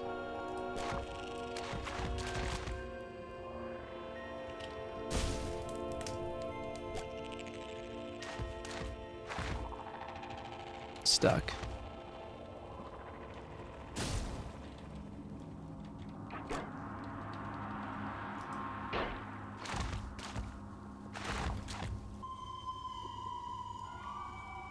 Alright, I think that's pretty much this layer done.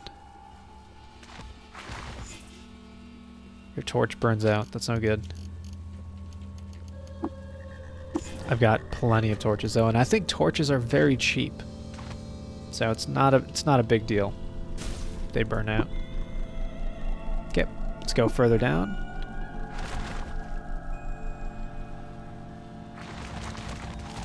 Most of them sound like baby Jesus. Hell yeah. That's nice. Just spawn on a kudzu. Actually, I should read what they do, shouldn't I? It's a jilted lover. It's not the same thing. Hey. Stop going for the dog.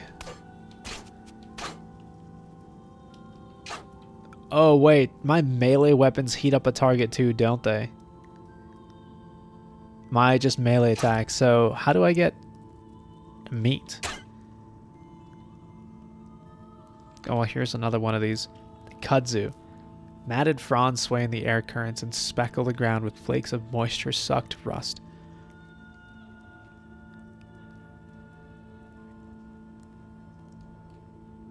His name is a play on shepherd, and he's called the coiled lamb. Bro's basically a Jesus allegory. If you don't use your hands, you shoot him. Ah, that makes sense. Yeah, I could see this game having a lot of religious connotation attached to it, just for, like, I don't know, for lore reasons, I guess. Chain gun rusted.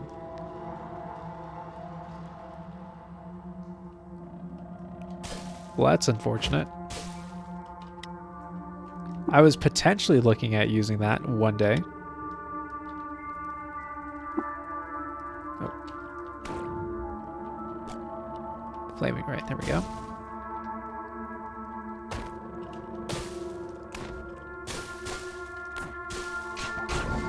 Oh, shit.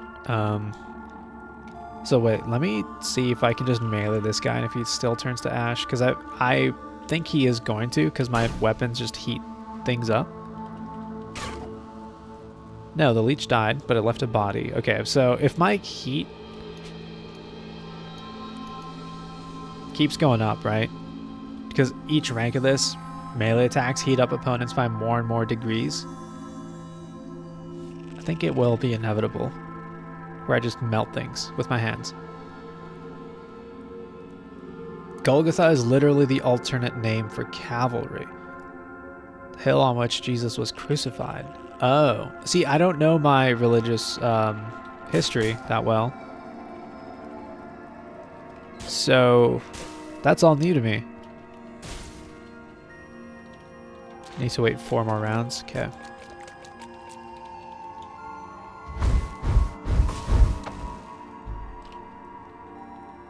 Okay, I don't even think I want to fight you guys. You guys are annoying.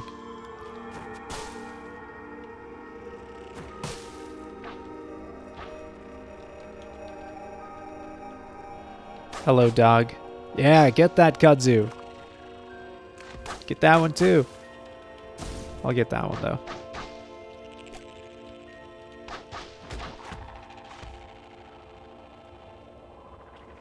If they're strong enough, they'll become ash because you'll heat them to ash temp before they die. I didn't either. I learned it because of Cud.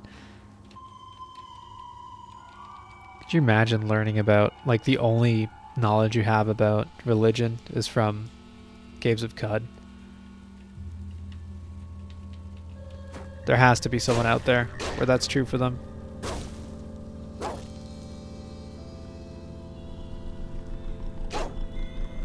Wow, there's a lot of death happening here.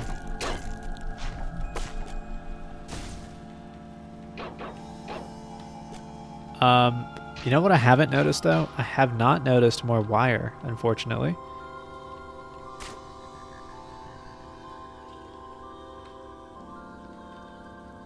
Cave spider. Maybe I can salvage some meat off you.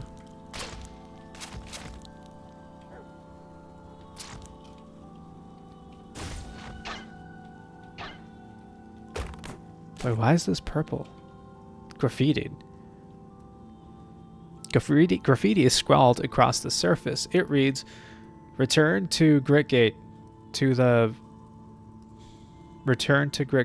the ground? Huh.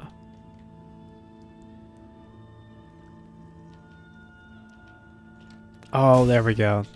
There is more copper wire. Hell yeah. 73 feet total. Very good. Update, I'm autistic and cut is my thing. That's perfect. Most video games are perfect for you then. How many dogs are there in the Rust Wells? What is happening?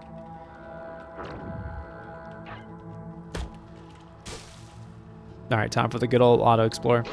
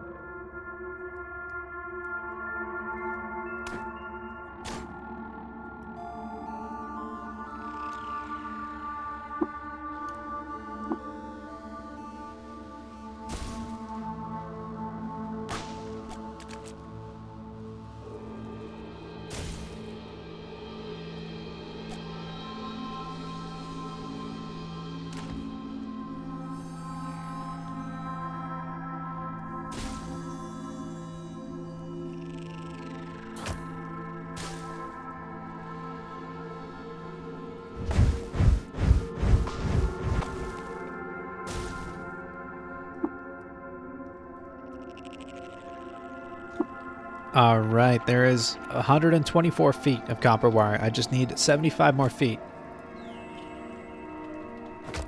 Nope. Oh, I don't know if I told you, there's loot at the center of the bottom layer of this pit. No, you didn't tell me, but I do recall that from the last time I played. There's a chest at the bottom of this place. Oh, come on. And it's randomized, right? Among it is 100-foot wire. Oh, is it guaranteed to have 100 feet of wire? And all your gear rusted? Yeah, pretty much. My chain gun it's gone now. This place sucks. Hence the Rust Wells. Yes, each well has 100 feet of copper wire at the bottom. Oh. Oh, and Fix-It foam can fix rust. Oh, that's so good. Okay, that's actually a super good thing to know. Thank you. Okay. Let's go down then. The way is blocked by some shale. Okay. How about now? Oh. What is this? Oh my god, tell me it's not a slug snout. Okay, these fuckers, they're like pigs, but they have shotguns on their face, essentially. Scratch hair mats on an elongated snout, and her nostrils drip scood, the liquefied sinew of scavenged corpses, before it can dry and compact into snout shot. So yeah, they shoot their boogers at you. Yeah, correct, Wonder. And these guys fuck me up every time I fight them. But I do have ranged weaponry this time. Look at that. It just did 10 damage to me. Oh. And it died because of the steam, I'm pretty sure. Yep, right here. The wet slug snout takes 35 damage from the scalding steam. That's OP. Shouldn't have stood in the water, dummy. Well, that's what happens. It's just what happens sometimes. I think this water trail that I'm leaving can also evaporate into steam, so I just kind of want to wait here for this steam to go away. There we go. Did it leave a body?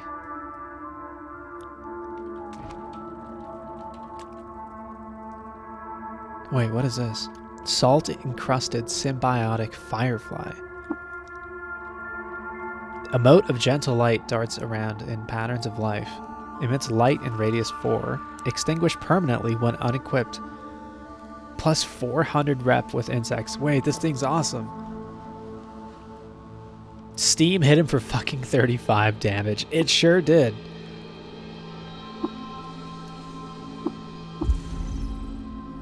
You have finished the step. Find 200 feet of wire. Nice.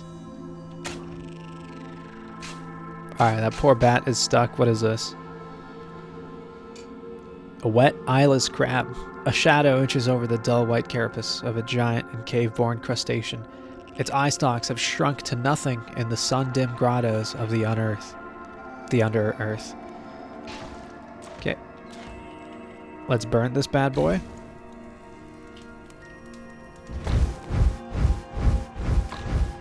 Let's leave while it dies to steam. Oh, I don't get XP for it dying to steam though. It's the one negative, I guess. That's okay. XP is for nerds, that's what I'm saying. Cannibal. Oh, he's dead. Let's grab his club. Dude, did you not just see what I did to the other guy? You poor thing. I mean, I might as well grab the club. I haven't really looted that much in this place. You get that, kudzu bat. You get that, kudzu.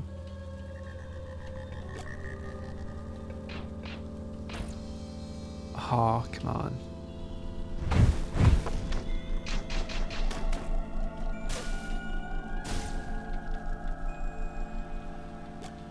I don't like this place. This place rusts my gear. I think I'm gonna leave.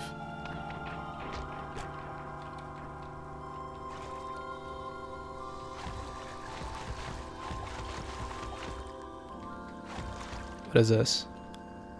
Kudzu stem. It's an ingredient, I believe. So I'm gonna grab that.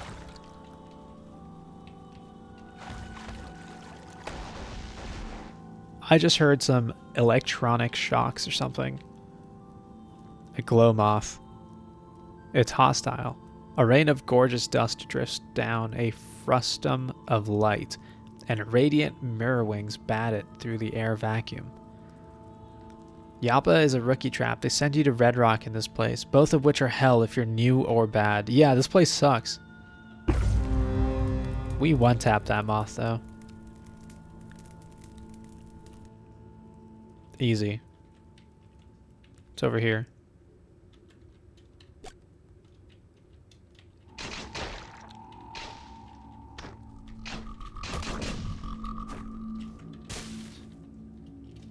Where are you? Scrap-clad hermit. This patchwork of burnt metal and rust-flaked rivets make a gradient of new flesh across the hermit's body. His hair is knotted into a rat's nest and held high by a barret of broken glass. He screams in a tongue of his own invention. Let's trade. He's got Fix-It spray foam. Wait, no, I don't want it.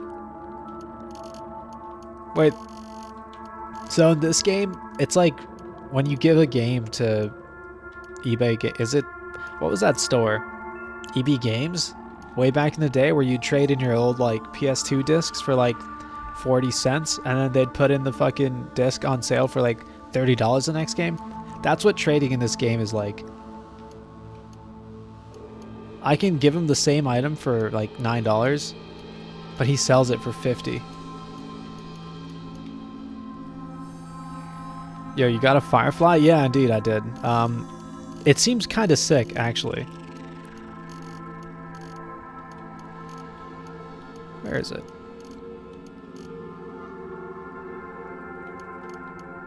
Symbiotic firefly. This thing looks kind of awesome. It emits light, but then it's extinguished permanently when unequipped. And then it gives you insect reputation. Yeah, 400 isn't that like a lot? Because a lot of things give me like 100 or like 200 at most. Oh shit. Wait, is it fighting the boulder? No, it's shooting at me with something. Wait, the hermit's getting it. Okay, we're good. Played my entire last run up until the very near end with one of those. I only took it off because at one point the game forces you to. Ah, I see. Yeah, I imagine reputation in this game is probably pretty important for like quests or maybe items or like vendors or something. Okay, anyways, this place sucks. I'm leaving. There are no stairways leading up? Oh boy.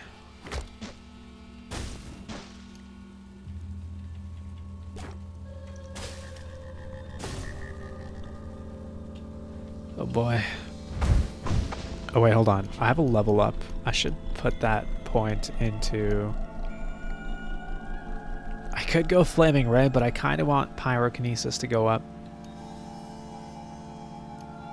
Regeneration is also very strong.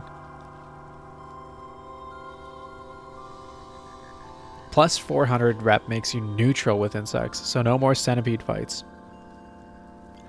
Oh. Of the two, Flaming Ray is fire. Yeah, it does so much damage. And it's got a 10 round cooldown, which is insanely low. The only problem is my melee attacks are going to melt my enemies, and I may want to... I mean, they drop their loot, I think, on the ground.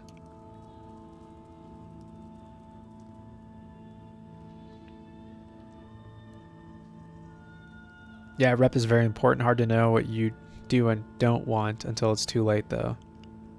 Fuck all that. Death is your goal. Is it, though? Is it really? I don't know if it's my goal just yet. I think I'm going to go regeneration, actually. That seems very, very strong to level up early. You got to turn your enemies into nothing. I don't know if it's my goal or if that's your goal. I like, you know, death and destruction as much as the next guy. I love that shit. But I kind of want to know what I'm dealing with here. Let's wait till I have Flaming Ray.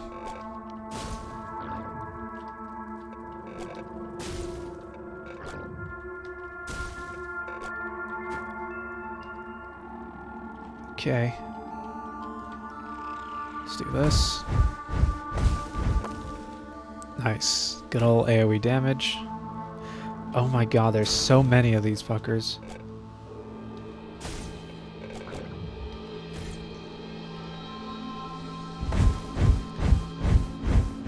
For sure, regen is the right choice, by the way.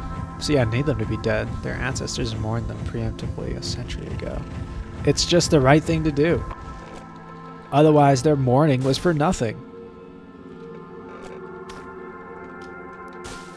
I'm just making it so that they're remembered, you know? Alright, come on. Let's melt these boys. Burn them.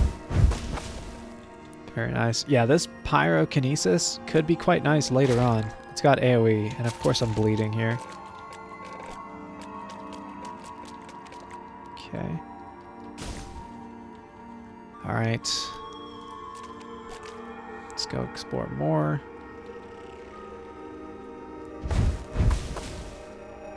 Burn you. Oh, centipede. You don't want this.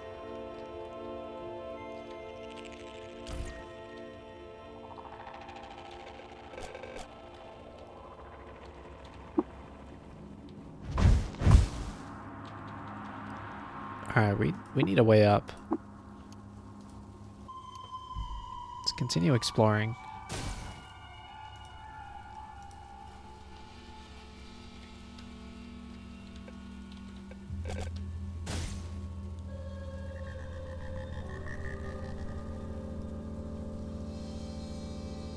An unpad 5 is also a pass turn. I think it does 10 or 20 turns instead of like 1, or instead of like 5.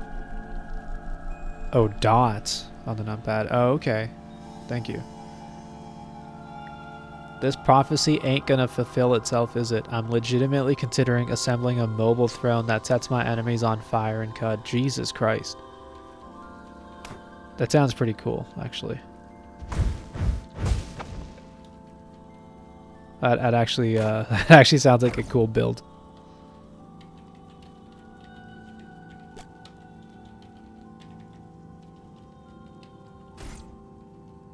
This line of sight is a little annoying sometimes. Here it is. Here we go. Stairway up.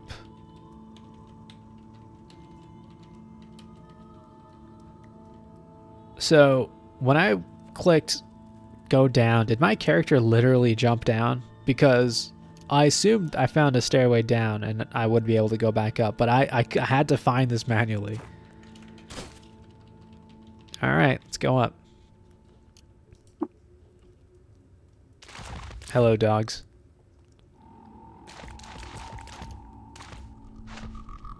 Go up. And I'm at the surface. I am hungry. Let me make some food. I'm gonna try cooking with asphalt. I know that's probably a horrible idea, but let's see what it does. You toss them into a pot and stir. You eat the meal. You start metabolizing the meal, gaining the following effects for the rest of the day. +6 to saves versus forced movement, knockdown, and being restrained. You thirst at half rate. Wait, that's kind of nice, though. Maybe I should bottle some of this up. Collect liquid. Oh, that's too much.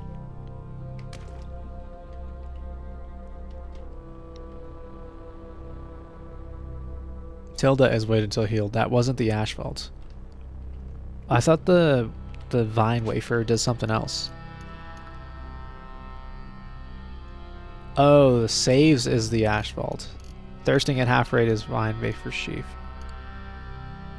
Oh. Okay. Well, I could probably... Jesus Christ, I have like 66 pounds of asphalt. Pour. Pour it on yourself. Pour it nearby.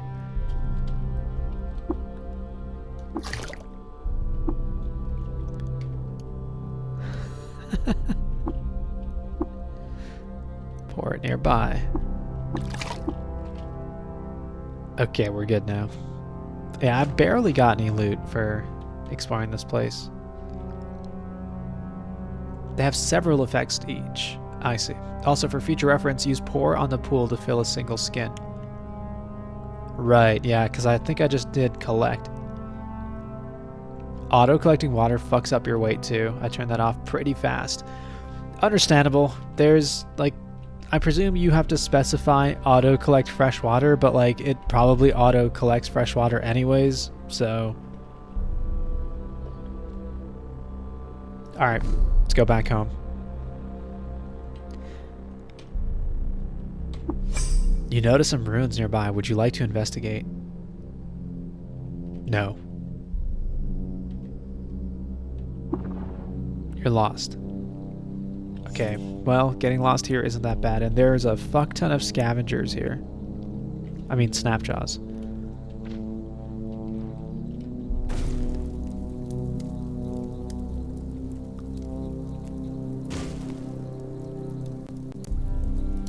Oh god, there's so much happening.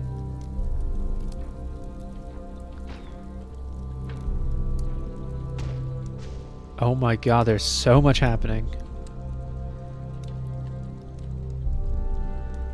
Ahoa Guhu Foof Buff. The fleet-footed snapjaw tot eater. Okay, he's got a very fancy purple name, but I think I can take him.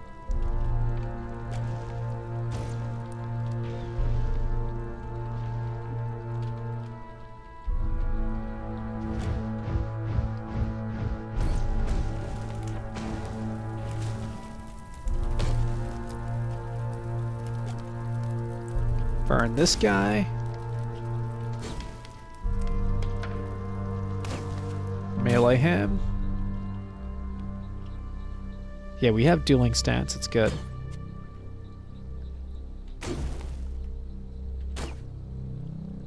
Two more turns and then I can blast him. No, tar-stained suit was cracked. Oh shit, I don't want that.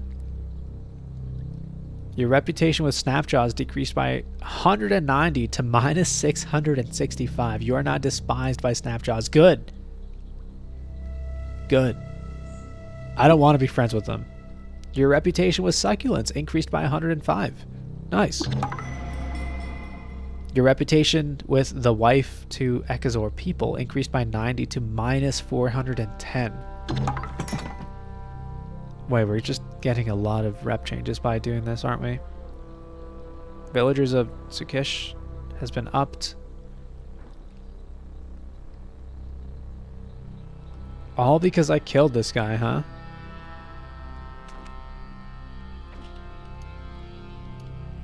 Let's get his Crocosins. Let's get this mask. Get this axe. I also tend to keep a storage recoiler. To be fair, they're hyena people. Scavengers work too. Yeah, that's fair.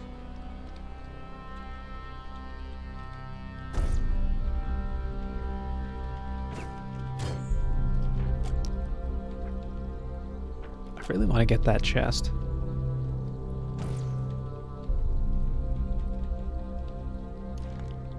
Lacquered leather cap. Lacquered means it can't rust, right? That's very good. I want this. I want to equip this. Grab the torch, too.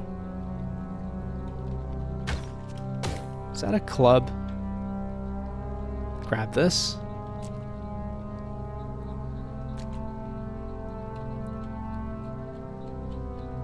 Alright, that's cool. Oh, I'm still lost.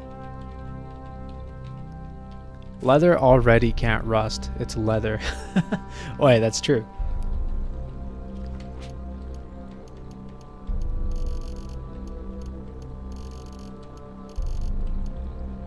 This thing is cracked, right? Does that red one mean that it's not applying that armor value? What's my current armor value? 4? 3. No, it's still applying it. Do you know about limb averaging? No, I do not.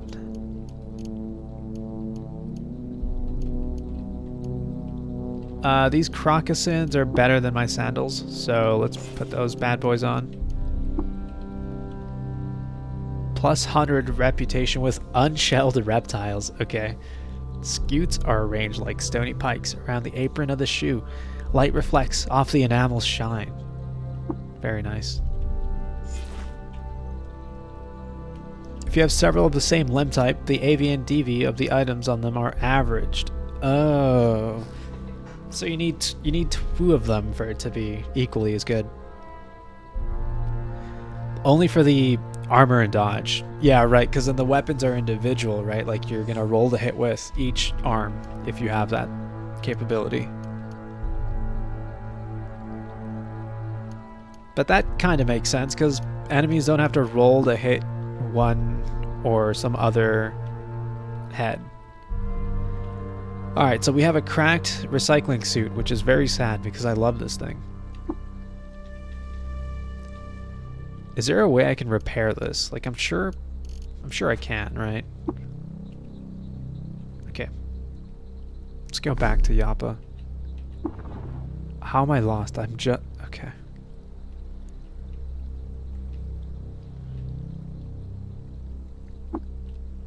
You regain your bearings. I bet I'm literally gonna hit Yappa right here.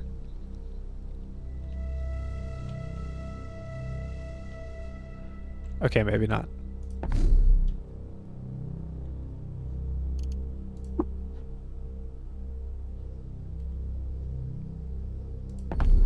There we go.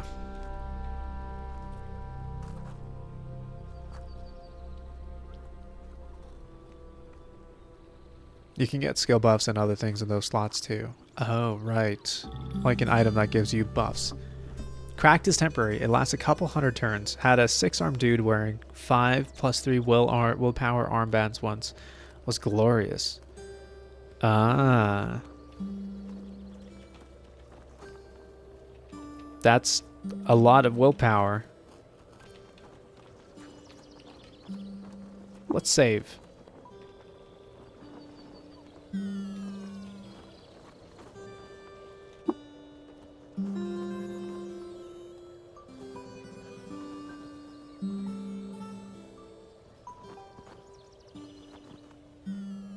Alright, Mr. Argive, I have arrived with the requested wire. Actually, first thing first, we sell. To Tam.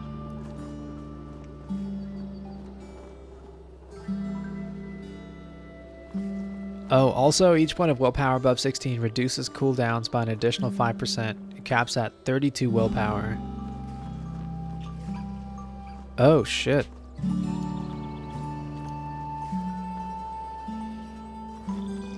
Well, that's kind of sick. Yeah, I think I go maybe one more point into regeneration and then I start leveling up Flaming Ray again. This pyrokinesis is quite nice too. Hello, Tam. I'm here to trade. Boom, Rose Arrow. What is that? Reeds and orange swirl in the bulbous arrowhead. Ignition is a notch away. Oh, it booms. Pyro levels with your ego. It shouldn't need too many levels. Oh, I see. Is it more of an early game thing then, I guess?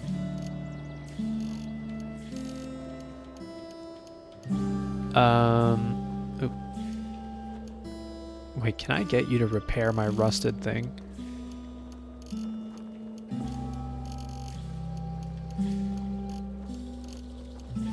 But how come I can't sell you my rusted thing?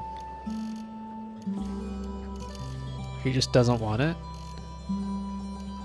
No, he does want it, but for $1. Yeah, that's...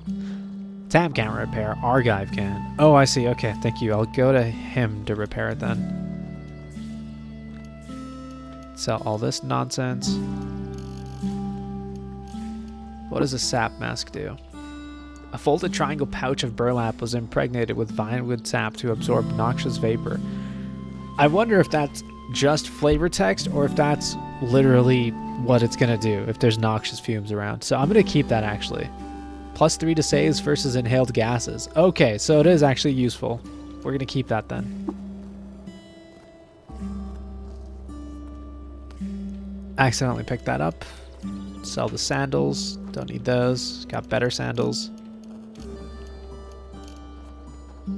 Dude, this symbiotic firefly sells for $168.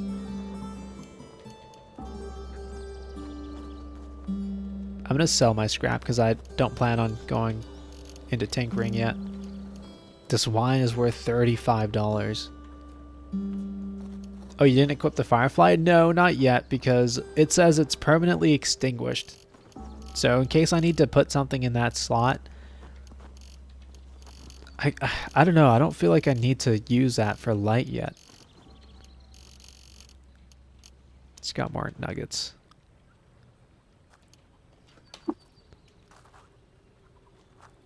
Yes.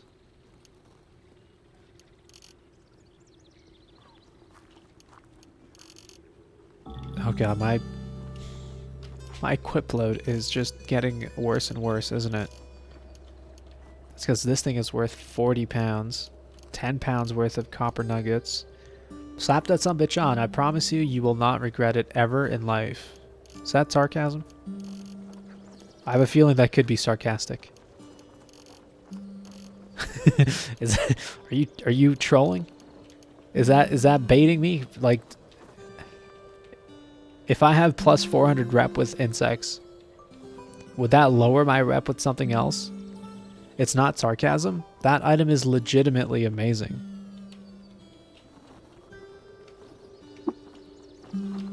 All right, let's see this.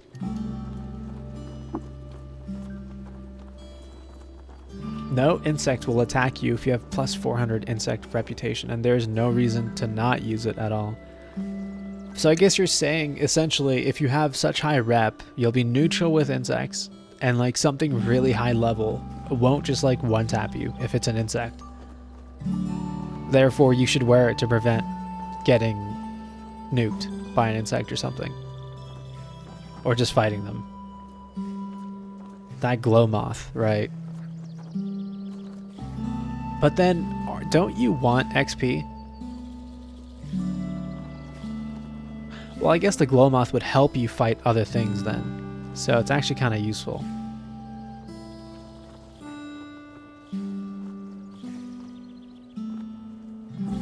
Alright, let's put it on.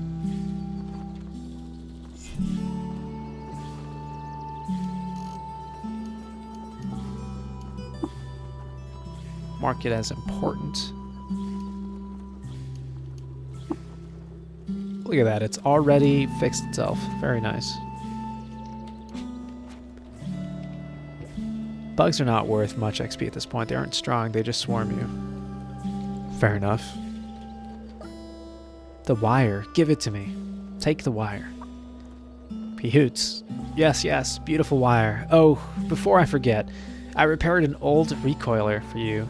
Use it whenever you wish to hop back to Yappa quickly. Now give me a few moments to attach the wire. I'll return. You have gained the activated ability Recoil. You receive a Yappa recoiler. Plus 500 XP. Let's go. Argive ignores you. Argive ignores you. God damn it. It's time for the plot to start, baby. Yes, it is. So, the one quest after this, I started that one quest. That's as far as I've gotten in the game. Like, that's as far as I've ever gotten in my initial playthrough. So, we've gotten this thing. The Yappa recoiler. A cassette is cut with hexagonal grooves and steeped in the right amount of magnetic charge to spool a space-time tether and generate its characteristic hot gum smell. On top, a recessed button snaps the potential and initiates the recoil. So, that doesn't really explain a lot of what it does.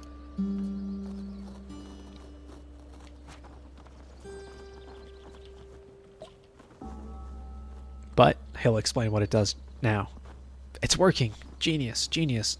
Noise in the static. I hear it. I hear... What's this? What is that? Wait. It's repeating itself. He mumbles to himself for several minutes.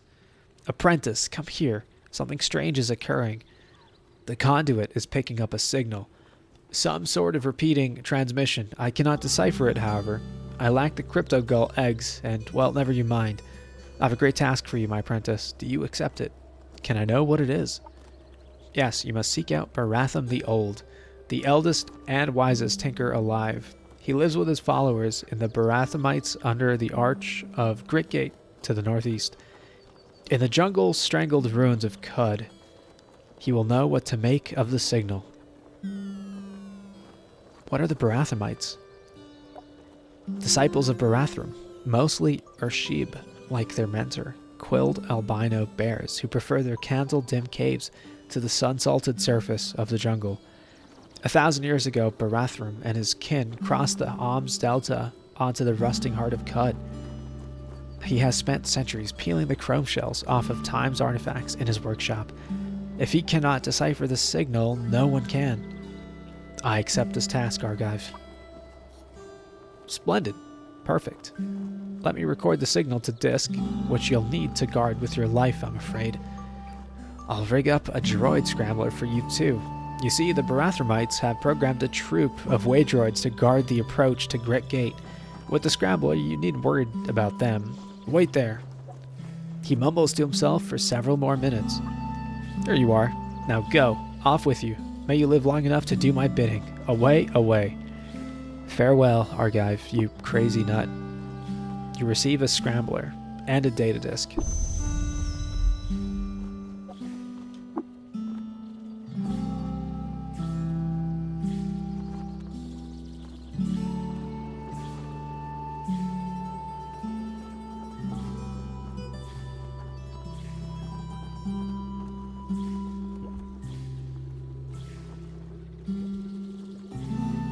Alright, with that quest accepted, with me back to safety in Yappa, it's time I call it quits. GG's everyone.